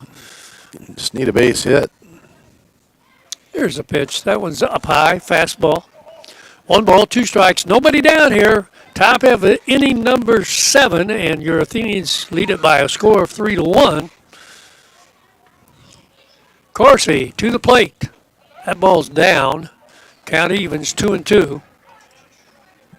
This will be pitch 99 for Cale Corsi. Yeah, I need this right here. You really don't want to take this any further.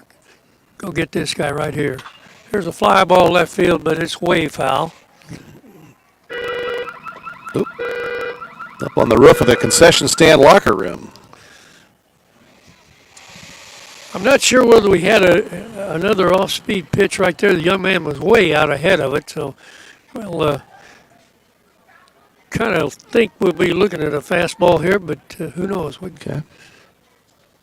Pitcher. That's going to be fouled back toward the stands. Back is A.J. Oh, he has it. Runner able to get back in time there. And good job of base running out there by the young man, because sometimes you lose where it's at. Yes. Coach right. Welliver out to have a talk here now. We want to make sure we get this number 9 hitter, which is Schoaf now. Mm-hmm. Schoaf, the current pitcher for Yep. the Bison. Schoaf came in to pinch hit, struck out, stayed in to throw. That was a very quick trip for Coach Welliver. The infield did not come to the meeting, so this is much more of probably a pitching strategy situation. That was that foul ball out that Hall caught. That was pitch 100 for Cale Corsi. Good job by Hall on that. There's the first pitch in there for a strike.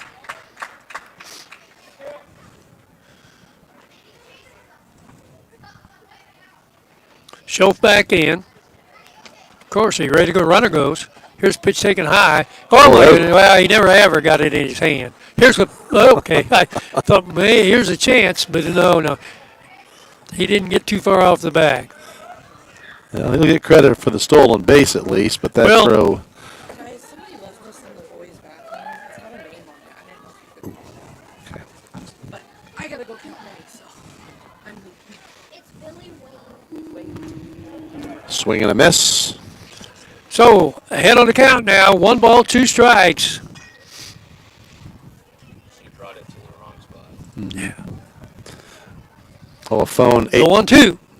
Line drive will be caught by Jude Corsi, and we have one more out needed. Of course, he had to go cover some territory there. He was breaking he towards did. second base. Well, the young man was fooled on the pitch, something Yep. off speed. He's way out in front. Ball, probably going about 48 miles an hour. Right, And right. that gave Corsi time to get over there, Get to but it. credit him by, making that play. Yep, good. Usually the third baseman would get close, I think. Yep. Here's a ball fouled back to the screen.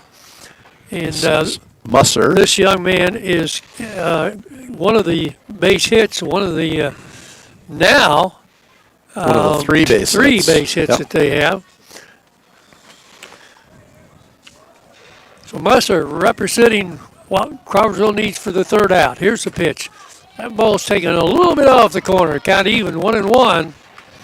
Runner in scoring position, but the big one is here at the plate. Right, right.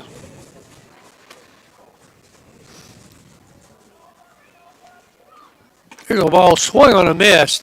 Really had him fooled on that one. I'm not sure what that was. A little off speed, it looked like. I don't know if he kind of had a little bit of a slider that broke Well, out. The pitch was outside. He couldn't get to it. I think it was a changeup, but Okay. not where he wanted it, I'm sure. Here's a pitch. Swung on a miss. Take him away. And Cale Corsi puts his signature on that one to end the old ball game. So, final score, your Athenians win it here over the Bisons from Benton Central by a score of 3-1. And we have for the Bisons 1 run, 3 hits, and they had 1 error, although we questioned that scoring. And then for the Athenians, they have 3 runs on 4 hits and 2 errors. So not the best offensive attack today for the Athenians. They had some chances but could not get the timely hitting today, but enough to put it away for win number 13. So lucky 13 or unlucky 13, however it goes. But as I said earlier, you can't win your 14th game until you've won your 13th. And so that's the story for Crawforsville. They head to McCutcheon tomorrow for a 10 o'clock in the morning ball game on the heels of their 3rd win in a row this week. Of course, they beat Lebanon last Saturday, too, so that makes it officially 4 wins in a row. But, big win, good win against a real good team. Benton Central falls to 7-8 on the season, and they are idle until next weekend when they get back to Hoosier Conference action. After the action tomorrow at McCutcheon, the Athenians next week go back to conference play. They'll be going to Western Boone on Tuesday, and then Wednesday we'll be right here with the Stars, the Athenians, 6 o'clock ball game.